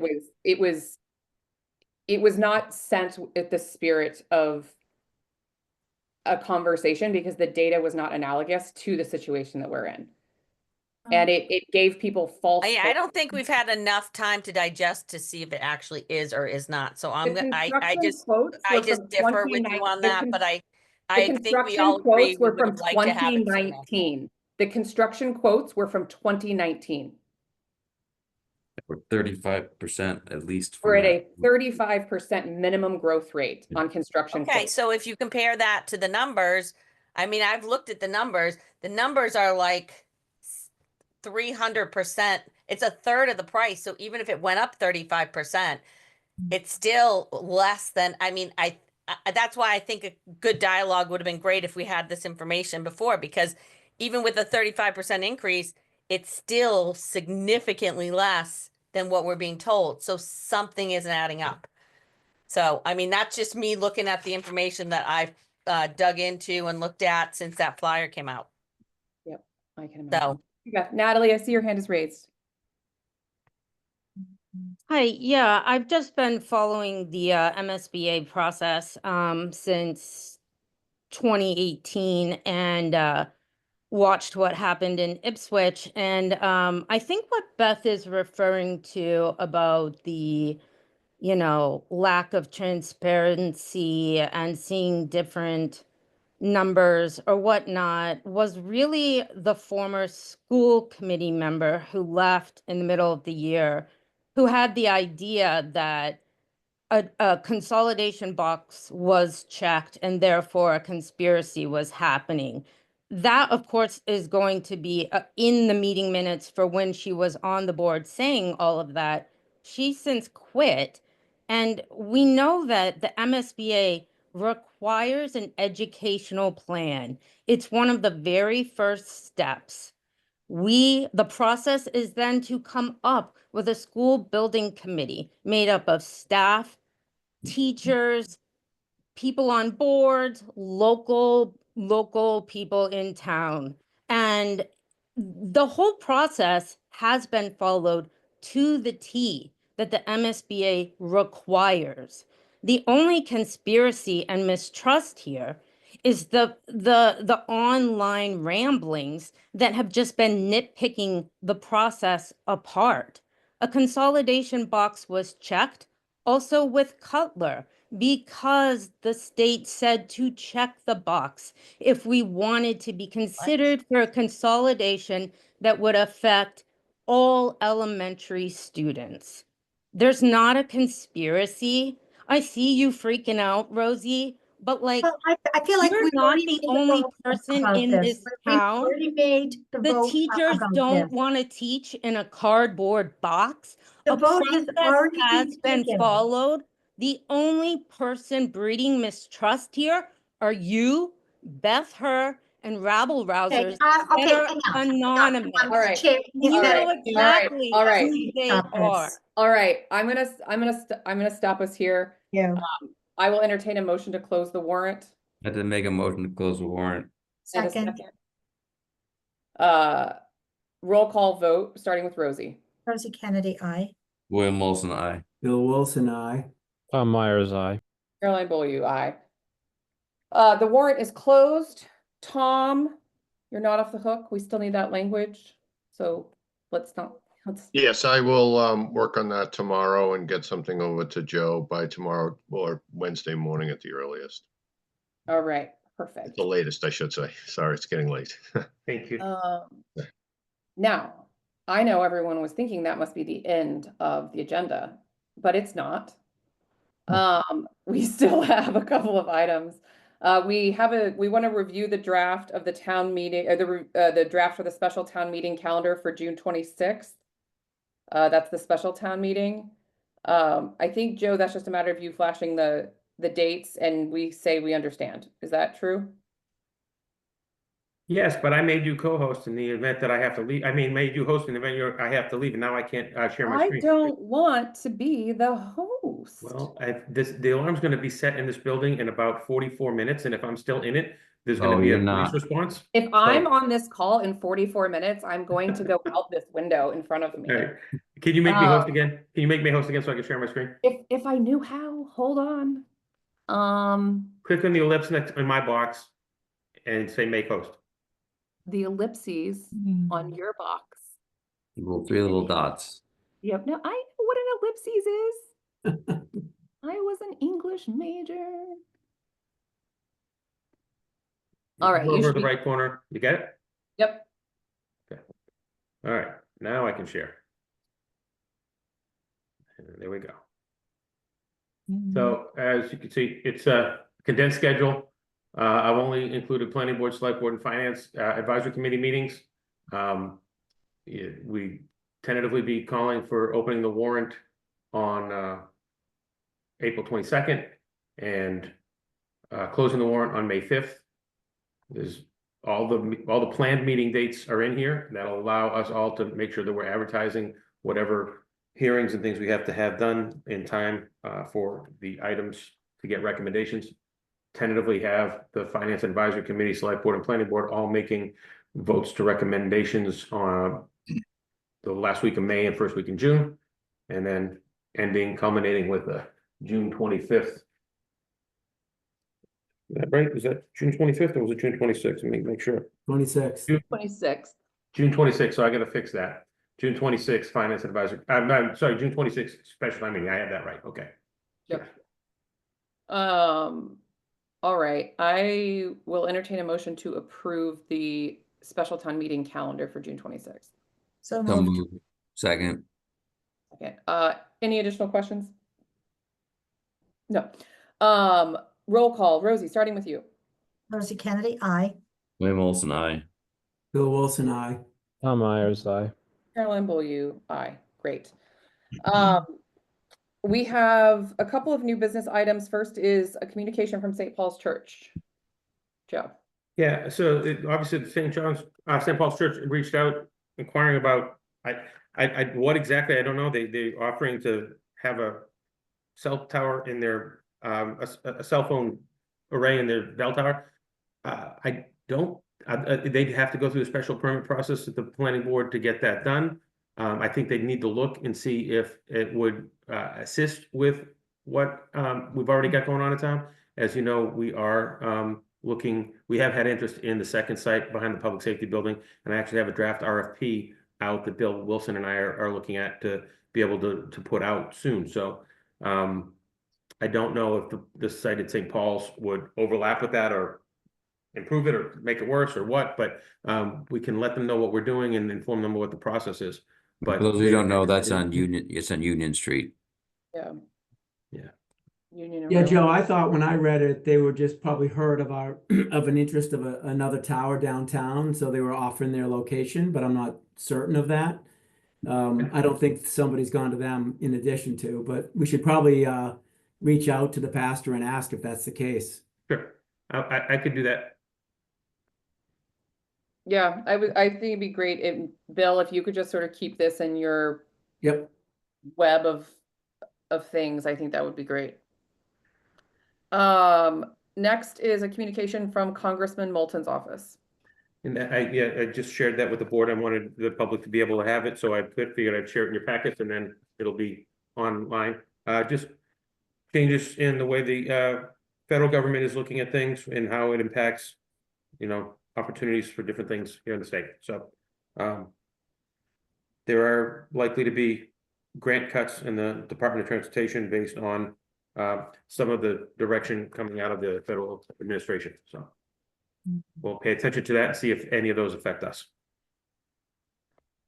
Yeah, I similarly had a meeting with Rep. Kasner, and she mentioned the same, that the budget changes and the grant cuts and the funding cuts that are coming over the next couple of years are most certainly going to be something that we feel and see.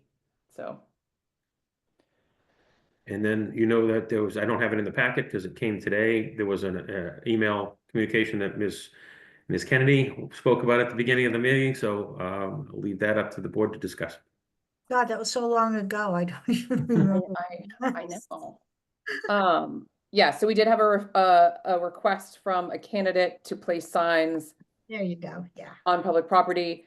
And I sort of defer. I have no problem in theory with us authorizing this. I just don't feel equipped to authorize it correctly.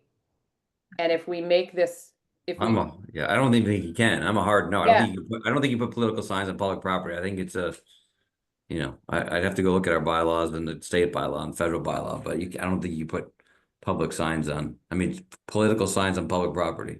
I think what's happened in the past has been by inference or accident. People thought that they were asking the gas station to put it on their property. So I will say that we can't debate it right now. I would just say that since since the events of 2020, it seems every year, every election cycle, especially the federal election cycle, but every election cycle, I wind up getting phone calls. If the clerk is on, she'll tell you she gets the same. We get phone calls asking us to send somebody out to remove the signs in the public way at various spots. And it's been for the last 3 or 4 years, every election cycle, we get the request. So There's plenty of private property in town next to public property, so you just gotta make some friends on the public property and put your sign there.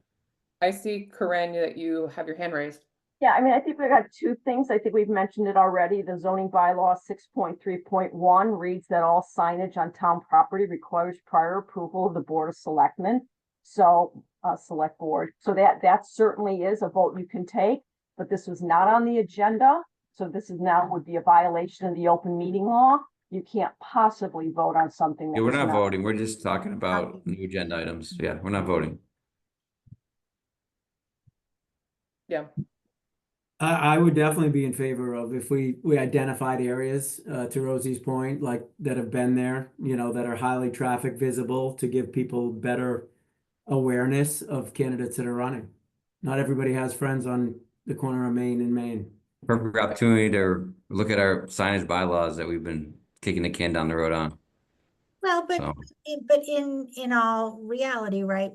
Whether or not we've had the bylaws, we've sort of ignored them, or we've let people take liberties with it, and it just doesn't seem like it's a huge deal to me. Certainly if there were 27 signs on every corner, that's one thing, but I will just reiterate my interest in the public interest of letting people advertise their names on limited public areas for the few weeks before a town meeting. And as I said, people do remove their signs very rapidly after the election. I honestly don't see that it's a We, huge. we could vote on Monday, Rosie.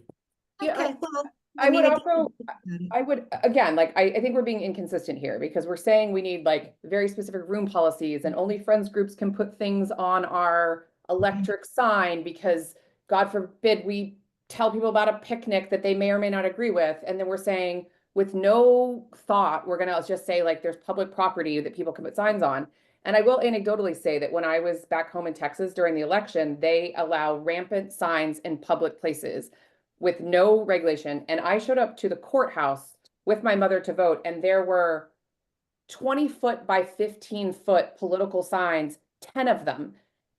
And I'm not saying that's going to happen, but I'm saying we do need to say, like, I think you need some sort of policy that outlines, we're talking about a maximum number of signs, a maximum size of signs, a period of time they can be there. Because just because people haven't done it yet, we've seen the 3A signs on private property. Are we suddenly saying that people can put, if their slogan for their running for something is, you know, say no to babies, and it happens to be like, I just think we have to be as thoughtful about this as we are about every other thing we argue about here. Well, I think if, you know, I mean, I think it's pretty reasonable to say somebody could have an 18 by 24 inch sign to advertise their candidacy for a particular position on limited public spaces for the 2 weeks prior to election and must be removed within 3 days after the election. I mean, it doesn't, I don't know, I just. Yeah. Well, I mean, we can talk about putting an agenda for Monday, we could debate it then, but. Yeah, I mean, it just seems like, I don't know, to me, it's always been done, and I appreciate that people were very upset about an election last year, and I agree, we shouldn't allow 6 by 10 signs, but I think an 18-inch by 24-inch sign. Rosie, I always thought, I mean, you said it's been done, I always thought that was not, I thought that was No. private property.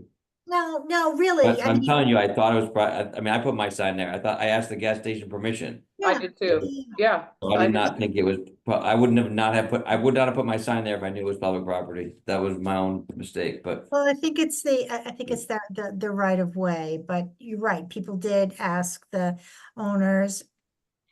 You know, I just don't see that All right, it's, well, let's put, if it's worth the discussion, we can put it on the agenda for Monday. that would be great, a short discussion, I mean, just Okay, think about it. I mean, you know, Give it a time everything doesn't limit. have to turn into a big half-hour volatile discussion. I'm just giving my opinion. Somebody else can give their opinion. We vote on it, yes, no, but I don't think we should just dismiss it. I agree. And honestly, if we wrote it down, I'm happy to vote on it. I just say, I don't think we can Yeah. just randomly say like, yeah, just, it's always been a thing, just keep it. I think if you're going to authorize it, you have to authorize it with parameters. That seems quite reasonable. All right, if there's no other new business, I will entertain a motion to adjourn. Oh, I will make a motion to adjourn. second, Second, roll call, starting with Rosie. Rosie Kennedy, aye. William Olson, aye. Bill Wilson, aye. Tom Myers, aye. Caroline Beaulieu, aye. Thanks, everybody. Thank you. Thank you. Good night. Thank you, everybody. Good night. Good night.